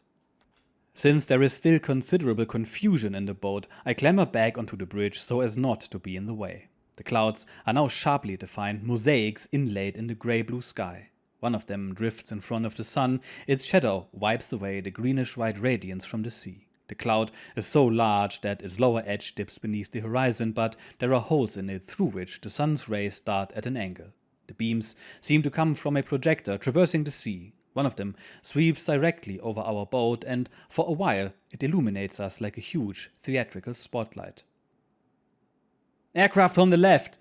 Bosun's mate Dorian's shout hits me like an electric shock. For a fraction of a second, I catch sight of a dark point against the grey background of cloud, and then I'm at the conning tower hatch. Its locking lever bangs into my coccyx. I almost scream with pain as I slide down the ladder. I have a clear vision of the leather guard that should be covering this protruding iron handle. Below, my leap to the side is too short. The next man is already on his way down. One of his boots hits me in the neck. I hear the bosun's mate land with a crash on the floor plates. "Too damned close!" he exclaims, grasping for air. The commander is already standing open-mouthed under the tower, looking upward. "Flood! Flood!" The second watch officer shouts down. The exhaust doors are drawn aside. From above crashes a wall of water, out of which the second watch officer emerges dripping. The needle of the depth manometer moves very slowly, as though overcoming strong resistance. The boat seems to be glued to the surface. The chief roars, "All hands forward!" The men rush stumbling and crouching through the control room. The boat finally becomes bow-heavy and tilts forward. I have to hold on to keep my footing. Breathlessly, the second watch officer reports to the commander. "Plane from the left, out of a hole in the clouds. Type not identified." Once again, through closed lids, I can see the black point in front of the cloud banks. The same sentence goes on repeating itself inside my head. Now he's going to drop them. Now he's going to drop them. And then the word, "Bombs, bombs, bombs!" Gasping breath, the commander doesn't take his eyes off the depth gauge. His face is expressionless, almost indifferent. Water drops in the bilge, tip, tap, tip. The electric motors hum very softly. The electric motors? Or is that the gyro compass? Nothing? "Diving stations," the chief commands. The men work their way back up the incline, seeking handholds on either side like mountain climbers. Both hydroplanes up. I stand straight, take a deep breath. A piercing pain like a hot iron shoots through me down to my feet. For the first time, I realize how heavily I hit the hatch lever. "It's gone," says the commander. "Proceed to 100 feet. "Shit," mutters the navigator. The commander stands in the middle of the control room, hands in his trouser pockets, cap pushed to the back of his head. They've spotted us. Here's hoping all hell doesn't break loose. He then turns to the chief. "We'd better stay down a while. And to me, I told you yesterday, they know exactly when we put to sea. We're in for trouble." I have my second aircraft scare a few hours later during the navigator's watch. He roars, "Alarm!" and I catch a glimpse of 45 degrees, a thumb's breadth above the horizon, of a point in the grey. And I'm already letting myself slide down the metal ladder, guiding my fall with both hands and feet. The navigator shouts, "Flood!" I see him hanging onto the closing wheel of the hatch cover and searching with his feet for a toehold. Finally, he turns the spindle tight. 5, 3, both tanks. 1. A loud gurgling of water rushing into the buoyancy tanks. "Aircraft at 45 degrees, distance 10,000 feet. Not coming directly at us," reports the navigator. The ventilating shafts and exhaust vents of the diesels have been made fast, and both E-motors are coupled to the driving shafts. They are running at full speed. Instead of the roar of the diesels, there is now only their vibratory hum. We hold our breath again. "Boat plunging fast," the chief reports. Then quickly commands, "Blow submersion cells." These cells are flooded when the boat is on the surface to give it additional weight and to help overcome surface tension during a quick dive. They have a 5-ton capacity. The boat is now too heavy by this amount. With an explosive roar, compressed air is released into them, driving the water out with a deafening hiss. Still, no bombs. It couldn't have taken us more than 30 seconds to submerge completely, but the water at the point where you dive remains turbulent for about 5 minutes. It is into this surge that the Tommies like to drop their depth charges. Nothing. The old man expels his breath. The navigator follows suit, but less violently. The control room mate gives me a faint nod. At 250 feet, the chief, with complete confidence, has the bow first pointed upward by the hydroplanes, then downward. Boat's in balance, he reports now. Close the exhaust vents. We stand around in silence for a good 5 minutes. Finally, the old man has us brought up to periscope depth. Both hydroplanes are set hard up, the E-motors switched to half speed ahead. The next command startles me. The chief orders flooding in the tanks, although the boat is meant to rise. Admittedly, not much is involved. Nevertheless, the order to flood seems nonsensical. I have to think hard before I remember. If we rise, the boat expands because the pressure on it decreases. Hence, we lose specific gravity. And that must be equalized so we don't shoot up too fast. To be able to stop the boat at precisely the desired depth, you have to maintain an exact balance. Perhaps he didn't see us at all, says the old man. The third aircraft alarm comes 4 hours later. This time, it is the first watch officer who roars the order to flood. It came straight out of the sun, he gasps. All hands forward. More slipping and sliding, wild confusion in the control room. Anything to get down. The chief uses a different trick to get the bow down faster. Only when the boat has been tipped forward by setting both hydroplanes hard down does he order the escape vents of the rear buoyancy cells opened. For a moment, he is able to utilize their lifting power to force the bow down more quickly. Third and last strike, mutters the first watch officer when it's clear no bombs are falling. I wouldn't tempt Providence quite that far, the old man says dryly. They're getting ruder all the time, the chief. No manners these days. We'll stay down a while. You can't always count on Kramer's kind of luck. We move into the officers' mess. Good job by the first watch officer, says the old man, loud enough to be heard in the control room. The first watch officer has earned this by spotting the aircraft in time. Not easy when a clever bastard sits in his cockpit and flies at you straight out of the sun. 9 times out of 10, it's seagulls. They glide at you with their rigidly extended wings from just above the horizon, and then the alarm cry is out before you realize what they are. In the glittering, blinding, glassy radiance that dissolves all contours, the illusion is perfect.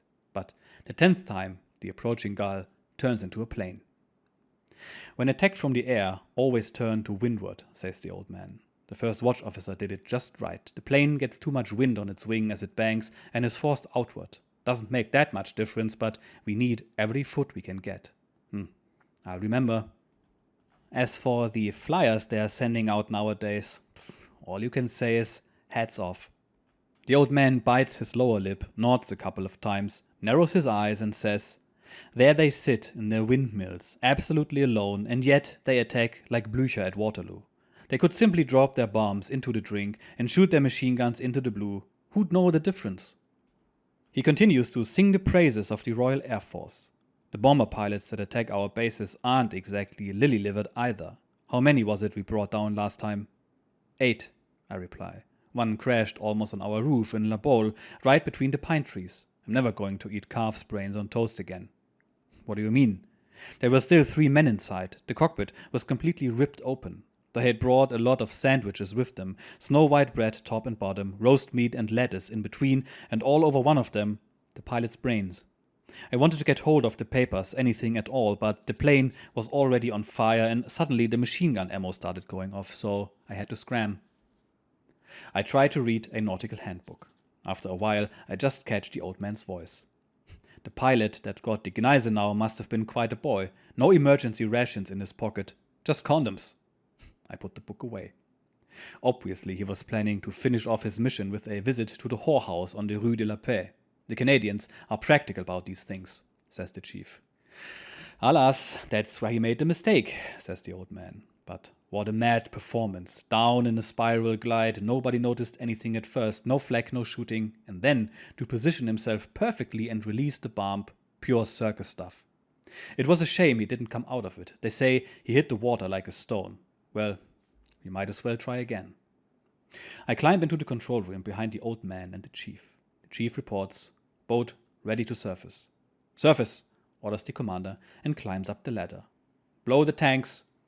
The chief stares at the sinking of the water column in the Papenberg, then reports, conning tower hatch clear. The commander's voice comes from above. Tower hatch being opened. Equalize pressure, calls the chief. Let's hope those damn mosquitoes leave us alone now, I hear the navigator say. The control room a half hour before midnight. The soft humming of the ventilators. Through the open tower hatch, the diesels suck in a stream of fresh air. The few lights are shielded so that no rays can find their way upward and betray us to a night flyer. The darkness extends the room to infinity. Out of the uncertain depths of the shadows gleam the green phosphorescent arrows that direct us to the tower hatch in moments when all lights fail. These indicators are fairly recent. They were installed only after the disaster on Kallmann's boat. In the fall of 1940 in the Brunsbüttel Channel, Kallmann collided with a Norwegian freighter.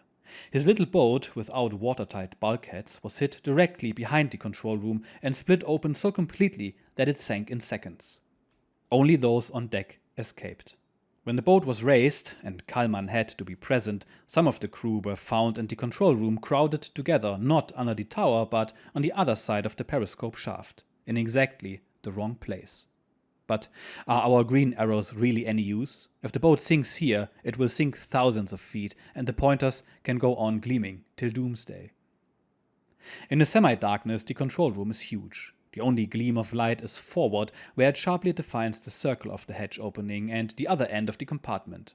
The light comes from the radio shack and from the lamp burning in the passage to the officer's mess. I can make out two men in the glow. They are sitting in the chart chest, peeling potatoes. Dimly visible, the officer of the watch in the control room is leaning against a stand-up table and noting down in the daily log the contents of the trim tanks. Gurgling and hissing, the bilge water sloshes back and forth under the floor plates. The two closed hatches beyond the petty officer's quarters lessen the noise of the diesels. It sounds filtered. The waves running alongside the boat fill the control room with a fluctuating roar. I climb through the forward hatch. The radio man, Hinrich, his headset on his ears, is deep in a book. He's supporting himself with his elbows on the tabletops right and left that hold his apparatus. He looks as if he is on crutches. The green curtain has been drawn in front of the commander's bunk opposite the radio shack, but a narrow slit is emitting light, so the commander is not asleep either. Very likely, he's writing in bed as usual, letters he won't be able to send until we return to base. With no one sitting at the table, the officer's mess now seems unnaturally large. The chief is asleep in his bunk behind the table. Close above his face, his watch dangles on its short chain, a random pendulum swinging in all directions. In the lower berth to port, behind the curtain, the first watch officer is sleeping before going on duty. The door to the bow compartment opens with a crash. The chief turns over with a grunt and goes on snoring, his face toward the lockers. A man with a rumpled topknot of hair comes in, mutters a sleepy greeting, blinks uncertainly for several seconds, and then resolutely draws back the first watch officer's curtain. 20 minutes to, Herr Leutnant. The sleep-fuddled face of the first watch officer emerges into the light from the deep shadows of the bunk. He works one leg out from under the covers, pushes it stiffly over the bunk railing, and rolls his body after it. The whole performance looks like a slow-motion film of a high jump. I don't want to irritate him by watching, so I go on forward. In the bow compartment, the master mechanic Johann is sitting at the table with a woeful expression on his face. He yawns and says, "Good morning, Herr Leutnant." Bit early for that, Johann.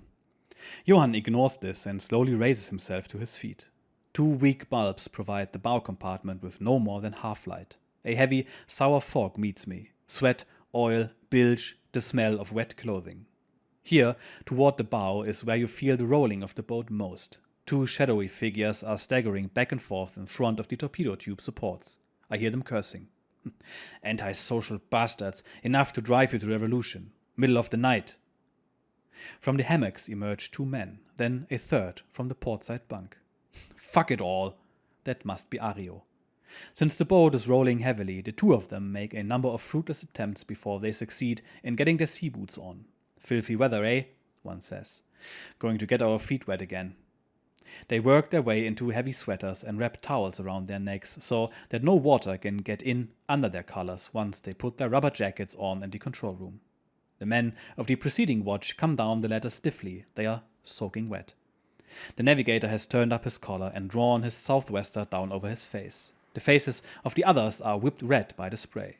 All of them hang their binoculars over hooks and undress as silently as the new watch dressed, peeling themselves awkwardly and heavily out of their rubber jackets. Then they help one another off with their rubber pants. The youngest member of the watch loads himself with the whole mass of wet oilskin trousers, jackets, and southwesters and carries it aft. The spaces between the two electric motors and on both sides of the stern torpedo tube are the best for drying. The men who have come off duty gulp down a mouthful of hot coffee, polish their binoculars, and stow them away. Bearing up? The navigator asks me. Bosun's mate Wichmann moves aft, the navigator with the two lookouts forward. For a while there's only the roar of the sea and the drone of the engines until the control room mate turns on the bilge pump. All at once there's heavy traffic in the control room. The new engine room watch is going on duty. I recognize the diesel stoker Ario and the e-stoker Zörner. In the U-room, Wichmann has planted himself at the table, chewing hungrily. I climb into my bunk. Now I can hear the waves closer to my ear rushing past the boat. There is a long scraping and gurgling that rises and falls and sometimes mounts to a whistling hiss. The hatch from the galley is kicked open. Bosun's mate Kleinschmidt and E-mate Rademacher appear. Leave something for us, you glutton. Whenever I see you, you're stuffing yourself. Pff, crap. Through a crack in my curtain, I see Wichmann unembarrassedly scratching his crotch. He even lifts himself slightly to get at it better. Get your joystick out of the way, man. This is no place for a hand job. I'll fuck you in a minute, Wichmann retorts. This dialogue has apparently aroused the memory in Kleinschmidt. He giggles so audibly that everyone stops to listen. Something happened to me in a Paris bistro. I'm just sitting there at the table, and opposite me on a kind of sofa there's a Negro with a whore, and she keeps on filling him up under the table. Well, it's Paris, so there's no holds barred. Rademacher nods in agreement. All at once, the Negro begins panting loudly and rolling his eyes. I think, this has got to be seen, and push my chair back, and I see him just as he comes, all over my shoe. You're joking. And what did you do then? Rademacher wants to know. I just sat there, thunderstruck, but you ought to have seen them. They took off like greased lightning. Holy shit, the things that happen. Rademacher is still astounded. Wichmann has apparently taken till now to digest the story properly. He leans back and announces, those French are real swine. It takes another good quarter of an hour for the U-room to settle down. In the battle log, the first 2 days have been recorded as follows. Saturday, 0800 departure, 16:30 trial dive, 1800 deep dive test. Sunday, 7:46 aircraft alarm with emergency measures and deep dive. 10:55 aircraft alarm, 15:44 aircraft alarm, 16:05 cruising in attack area.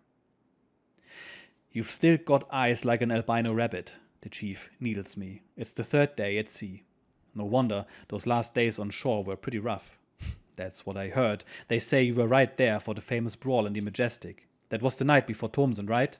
Exactly. You really missed something. You should have seen the Commissioner of Works flying through the plate glass window. How did it happen? You know all about Scholle yourself, how he considers himself essential to the war effort? Well, this clod starts out by paying for a round of drinks. The men are being halfway polite. Herr Scholle seems to have had a few already and is obviously feeling on top of the world. Nothing can stop him. He's actually acting as if he belongs, as if everyone has been waiting for him. I see the dueling scars, red whip marks on his 2 hamster cheeks. I see Herr Scholle gesticulating wildly, then wavering slowly back and forth, beginning to orate, beer foam smeared around his mouth. Fantastic, simply fantastic. This magnificent success, splendid fellows, sterling characters, jawohl. I see the contemptuous glances of the crowd and hear the loud question, what in hell is this asshole doing here? But Herr Commissioner Scholle is deaf to everything but himself. Stiffen your spines, bring Albion to her knees, jawohl. The fighters at the front can rely on us. Sacrifice everything for the homeland. Dedicated knights. He was talking absolute garbage, I tell the chief. The whole propaganda bullshit about unflinching spirit at the front and so on. And obviously, including himself right up there. Markus has been boiling for quite a while, but he's behaving himself. It's only when Scholle claps him on the shoulder and shouts, "Up and at 'em!" then belches and, to top it all off, hollers, "Ach, just a few shitty depth charges," that Markus blows a fuse. You should have seen it. He went bright red and gagged on his words as though he'd lost his breath.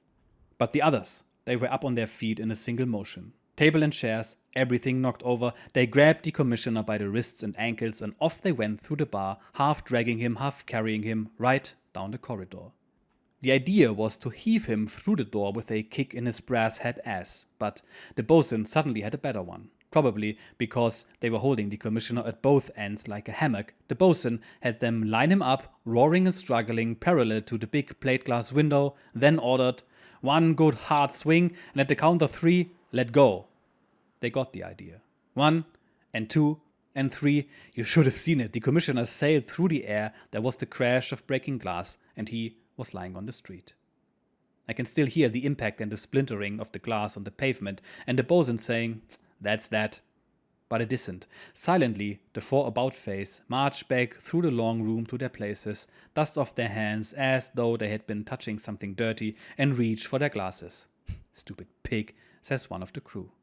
Suddenly, someone else yells, "There he is again!" and points toward the entrance. Through the haze of the doorway looms a bloody face.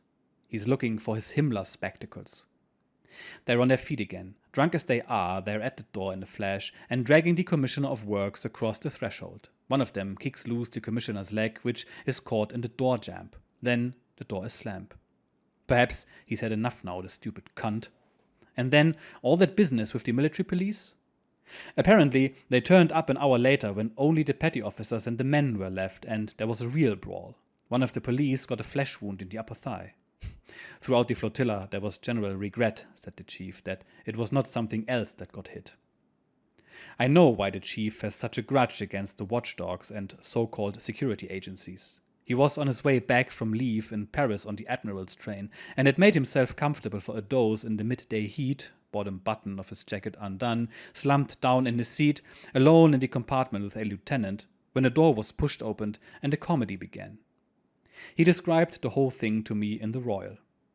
Suddenly, some sweaty bastard was standing there, all in field grey, helmeted, booted and spurred, leg and mutton breeches of course, full war paint, a cannon at his waist. And through the 2 side windows, his 2 watchdogs staring in like oxen. "Your travel orders, Herr Oberleutnant, and will you kindly look to your uniform? You are not on board ship here." The chief, according to him, got to his feet but did not do up the button. Instead, he undid all the others, fumbled for his papers, handed them to the steel-helmeted Heini, and shoved his hands down into his trouser pockets. You should have seen him. He almost exploded. He was bellowing like a steer. "I shall report you! I shall report you!" At which point I said to the chief, "Is that so? Maybe that's why they decided to replace you and send us that Hitler Youth as your understudy. U-boat headquarters probably decided they could no longer regard you as the kind of model our Führer wants for the crew." I can still see the chief gasping in astonishment, but then he began to glow like a lighted Christmas tree. Apparently, I'd said the right thing. Monday evening in the officers' mess, 2100 hours. I can't grasp the fact that this is only our 3rd day at sea. The land lies so far astern that we could already be hundreds of miles away. I have to make an effort to convince myself that it was only last Friday evening at this time that the brawl was beginning in the Bar Royal. "Deep thoughts?" inquires the old man. "No, not exactly. I was just thinking about Thomsen." "Nah, that uniform, he'd better get rid of it," says the old man. Tuesday, 4th day at sea. The chief is strolling about, apparently at leisure. A good opportunity for me to coax some technical information out of him. All I need to say is, "It's all so damned complicated," and he's off. You can say that again. A damned sight more complicated than ordinary steamers, which simply float out to sea on the same principle as a washtub on a pond. They've all got their own characteristic trim and their own constant buoyancy, so and so many gross registered tons, and so many tons of cargo, and if they load more on, the scow just sinks a little lower and the water comes up over the plimsoll line. That's all there is to it, nothing to worry about. At worst, it's a matter for the maritime authorities. But with us, any excess weight demands special countermeasures. The chief stops, nervously hoods his eyes. I'm afraid he may not go on and keep staring at him. He lets me wait. Floating, being borne up by water, is a phenomenon I've always found hard to grasp. Not wooden rowboats, but iron ships seemed like a miracle to me as a child. Iron floating on water. I even saw concrete ships with sides as thick as bunkers on the Elbe one day, and I couldn't believe those vast masses would float, let alone carry cargoes. Although I understand the functioning of the ship's equipment and the sequence of maneuvers, diving and resurfacing continue to baffle me. The fact that a U-boat can eliminate its own buoyancy and get it back again at will never ceases to fascinate me. When the chief starts up again, he sounds like a lecturer. The so to speak fundamental difference is this. We achieve our buoyancy not like ordinary scows through the water we displace, but through the air in the cells. So what keeps us on the surface is a kind of life preserver. When we blow the air out, we sink. The chief stops until I nod. We have to watch our weight like hawks. It must always remain the same. At an alarm, there's no time for fumbling around. Everything goes insanely fast, so we have to trim the boat for diving in advance. That is, while we are still traveling on the surface. This means we must keep the weight steady by means of the trim cells. Then, when there's an alarm, all we still have to do is eliminate the lift in the buoyancy cells. Once the boat is underwater, its own weight doesn't tilt it up or down. The chief pauses to inquire, "Got it?" "Yes, chief." At the desired depth, the weight of the boat must exactly equal that of the water it's displacing, so that the boat hovers perfectly, ready to react precisely to the smallest push from the propellers and be easily maneuvered up or down, right or left, by the hydroplanes or the rudder. It mustn't have any tendency to sink or to rise. Unfortunately, the boat's weight changes every day through the consumption of provisions, water and fuel, for example. The crazy thing, however, is that not even the weight of the water displaced by the boat remains constant. So, everything is always changing. You can never stop calculating. You hardly dare to cough. He pauses for breath. He gets a bottle of apple juice from the locker, pulls the tin cap off the hinge of the locker door, and raises the bottle to his mouth. He has hardly wiped his lip when he starts up again. The thing that gives us the most trouble is the changing specific gravity of water. If we were diving in fresh water, everything would be simpler. Then, all we'd have to do every day would be to add the same weight of water to the trim cells as we used up in food, oil and water, and that would be that. But in salt water, it's very tricky. There's no getting away from it. In this pond, water is not just water. Our buoyancy changes from day to day, even from hour to hour. He pauses again and glances at me to observe the effect he's having. The specific gravity of salt water is influenced by every imaginable factor. Depth, temperature, the time of year, the various currents, even the sea life, plankton for example, affects it appreciably. A little more plankton in the water and we have to pump. And it depends on the sun as well. On the sun? Yes, the sun causes evaporation, which increases salt content. Greater salt content in the water and the specific gravity goes up. But aren't the differences minimal? He ponders for a while, frowning deeply. A difference in the specific gravity of the water, well, let's take a really minimal one, of 1/1000th. That means the weight of the boat, to maintain its balance, must also be changed by 1/1000th. Now, assume that the boat weighs 880 tons. So, a change of 1/1000th gives us a bit over 1600 pounds. That much of a difference would make for a serious mistake in calculating the content of the trim cells. To keep the boat adequately poised, we have to weigh it out with the help of the trim tanks to within 11 pounds. I say adequately because, in practice, it's impossible to weigh out the boat so accurately that it remains poised without the help of propellers and hydroplanes. Even a pint, as a matter of fact, even a thimbleful too much of water in the tanks would make it rise. So, every day that God the Cloudmaker allows to dawn, we have to use the densimeter to determine the specific gravity of the seawater around us. The chief is enjoying the sound of his own eloquence. He's blossoming, as though the whole science of submarining had originated with him. The commander, who has been listening for some time, goes by and asks, "Well, Professor, is all that stuff really true?" as he climbs through the forward hatch. Immediately, the chief is disconcerted. When he begins again, it's in a plaintive tone. All the old man's interested in is balancing the boat precisely. Not a quart too much, not a quart too little. The chief seems to have finished. However, I can see he's searching for a suitable closing sentence. "Hell," he says finally. "The fact is, we put to sea with a lot of physics. And chemistry. Yes, and chemistry too, that we don't really use." "Keep your fingers crossed," says the chief. "If it ever really does come down to chemistry, we'll be needing psychology too, and at that point, we'll be right up the ass of the prophet." He suddenly has to leave. I have no chance to ask him what he means. At the noon meal, the old man looks merry. No one knows what's cheered him up so. He's even joking in a way I haven't noticed before. The chief appears at last. "Well, chief?" he asks in a self-satisfied undertone. "All in order, Herr Kaloin." The commander cordially invites him to sit down on the corner of the bunk. This deliberate friendliness alarms the chief. Furtively, he peers at each of us. I can imagine what's about to happen. As I was coming through the control room, I saw the commander secretly slip a small note into the hand of the control room officer. Within a few minutes, the alarm bell peals. The chief has difficulty scrambling to his feet. On the ceiling, the flooding valve rods begin to turn. The plates on the table start slipping. "Hold tight!"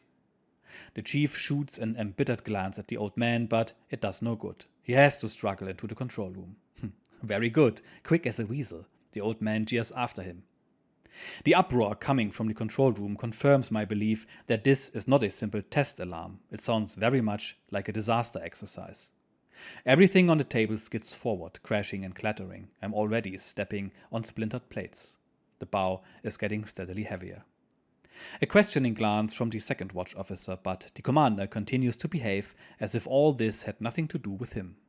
From the control room comes the alarm cry, "Breach above the water gauge." Instead of leaping to his feet, the commander favors the second watch officer with a broad grin until the latter finally grasps that this is a carefully prepared accident. The old man takes fiendish pleasure in the curses and uproar coming from the control room. He gets heavily to his feet and lumbers his way there like a cautious mountain climber.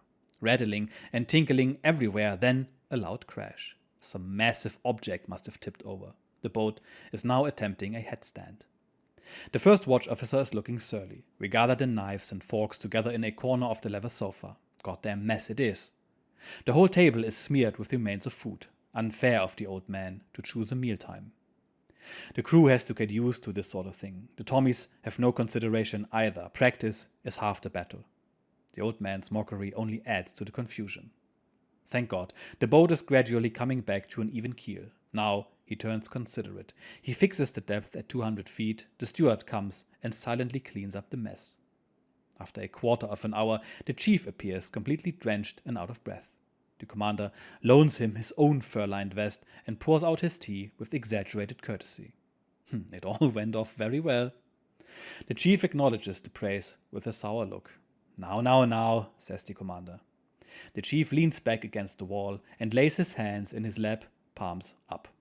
They are smeared with oil. The old man looks at him disapprovingly.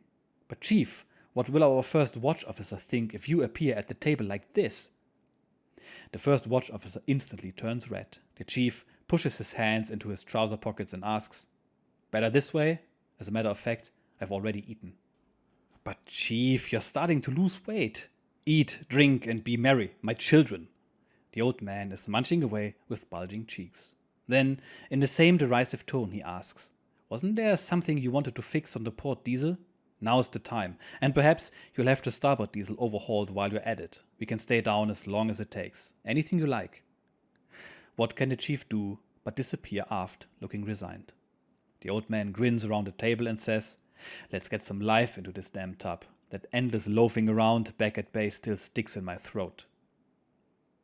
Ever since we've been at sea, the commander has appeared to be in high spirits, or at least quietly content. He even came back early from leave. The boat could perfectly well have been readied without him, but no, he had to be there. From his sacrifice of a whole week's leave, the crew has naturally enough concluded that he's not exactly rolling in domestic bliss. Apparently, no one knows anything definite about his private life. Even I can construct a picture of it only from reluctant reminiscence, cynical marginalia, and my own observations. From time to time, he looks through letters, all of them written in green ink with enormous handwriting. The lady who wrote them is said to be a flyer's widow. Her father is a magistrate. The old man once let something fall about a piano with candelabra, red candles, and very beautiful evening dresses. Looking disgruntled, he made occasional remarks about this last leaf as well. He constantly had to keep his decoration around his neck, he had to go shopping with her, and that wasn't all I had to put up with. Ridiculous. Every evening something going on, endless company, makes you dizzy. I was even supposed to give lectures in schools. I just said, count me out. What people like us want on leave is simply a change of clothes and hours in the bathtub. Not to be bothered, no newspapers, no radio, turn everything off and stretch out. But then they lay out a beautifully pressed Sunday afternoon dress uniform, complete with dagger and scabbard, snowy white shirt, silk tie, black lisle socks, and crown it all with the hand-polished decoration on an absolutely spotless black, white, and red ribbon. God Almighty. Work in the engine room is over in an hour. The commander orders us up. The bridge watch gets ready under the tower hatch. Surface. Forward hydroplanes up 10, aft hydroplane up 5. The chief initiates the maneuver. Blow the tanks. Compressed air hisses out of the steel cylinders into the buoyancy tanks. The water is being driven out through the open flooding doors on the bottom. Boat rising, conning tower free. Boat surfaced, reports the chief. The tower hatch is opened and the excess pressure equalized. Ventilate with diesels. The watch climbs up. The rocking of the boat has already changed to a forward motion. The lapping of the waves becomes a sharp hissing. When the ventilation has been completed, the commander orders, "Dismiss from diving stations." A stoker climbs up into the tower. He lights a cigarette, crouches down on his haunches to the left of the helmsman, and gives himself up with closed eyes to the pleasures of tobacco. Before he has finished, there are cries from below of men waiting in line for his place. Afternoon. The boat has been running on the surface for 2 hours at twice half speed for a change, but without the dynamos turning since the batteries are already fully charged. At this speed, the boats make from 14 to 15 miles an hour, no faster than a good cyclist. Alarm! The bell strikes straight to my heart. I catch my breath. A man tumbles out of the head with his trousers half down. "Go ahead, shit your fill," I hear someone behind him call. The diesels have stopped, the boat is already tilting. Now what's going on? Isn't the chief ever going to stop the dive? All at once, it dawns on me that this alarm is for real. We stay submerged for no more than a quarter of an hour. Then the waves are hissing along our steel hull again. "That strikes me as being enough for one day," the chief remarks. "Balls," says the old man. "The old man and the Tommies are a perfect team," I hear from bosun's mate Zeitler in the bow compartment. "They keep you moving." And the boat with its crew is underway. For context, keep in mind that the author, before boarding the submarine, wasn't a greenhorn. He knew how the Kriegsmarine worked, he just hadn't served on U-boats before. And it shows. You can read between the lines how he completely underestimated the cramped conditions and the complete lack of privacy. Also, the captain appears to be a genuine prankster who at the same time keeps a tight leash on everyone and focuses on keeping the crew on top of their game. Keep in mind, most of the crew had been on multiple patrols together and they're no beginners. And yet, the old man insists on training for emergencies and crash dives, which is the correct way to do it. In other news, enlisted men tend to be rather brash, same as today, and we've seen only 5% of it, I'd say. Because leaving port and crossing the Bay of Biscay was always a dangerous endeavor at the time, and the boredom will come sooner or later. We shall learn all about it in the next episode. See you then.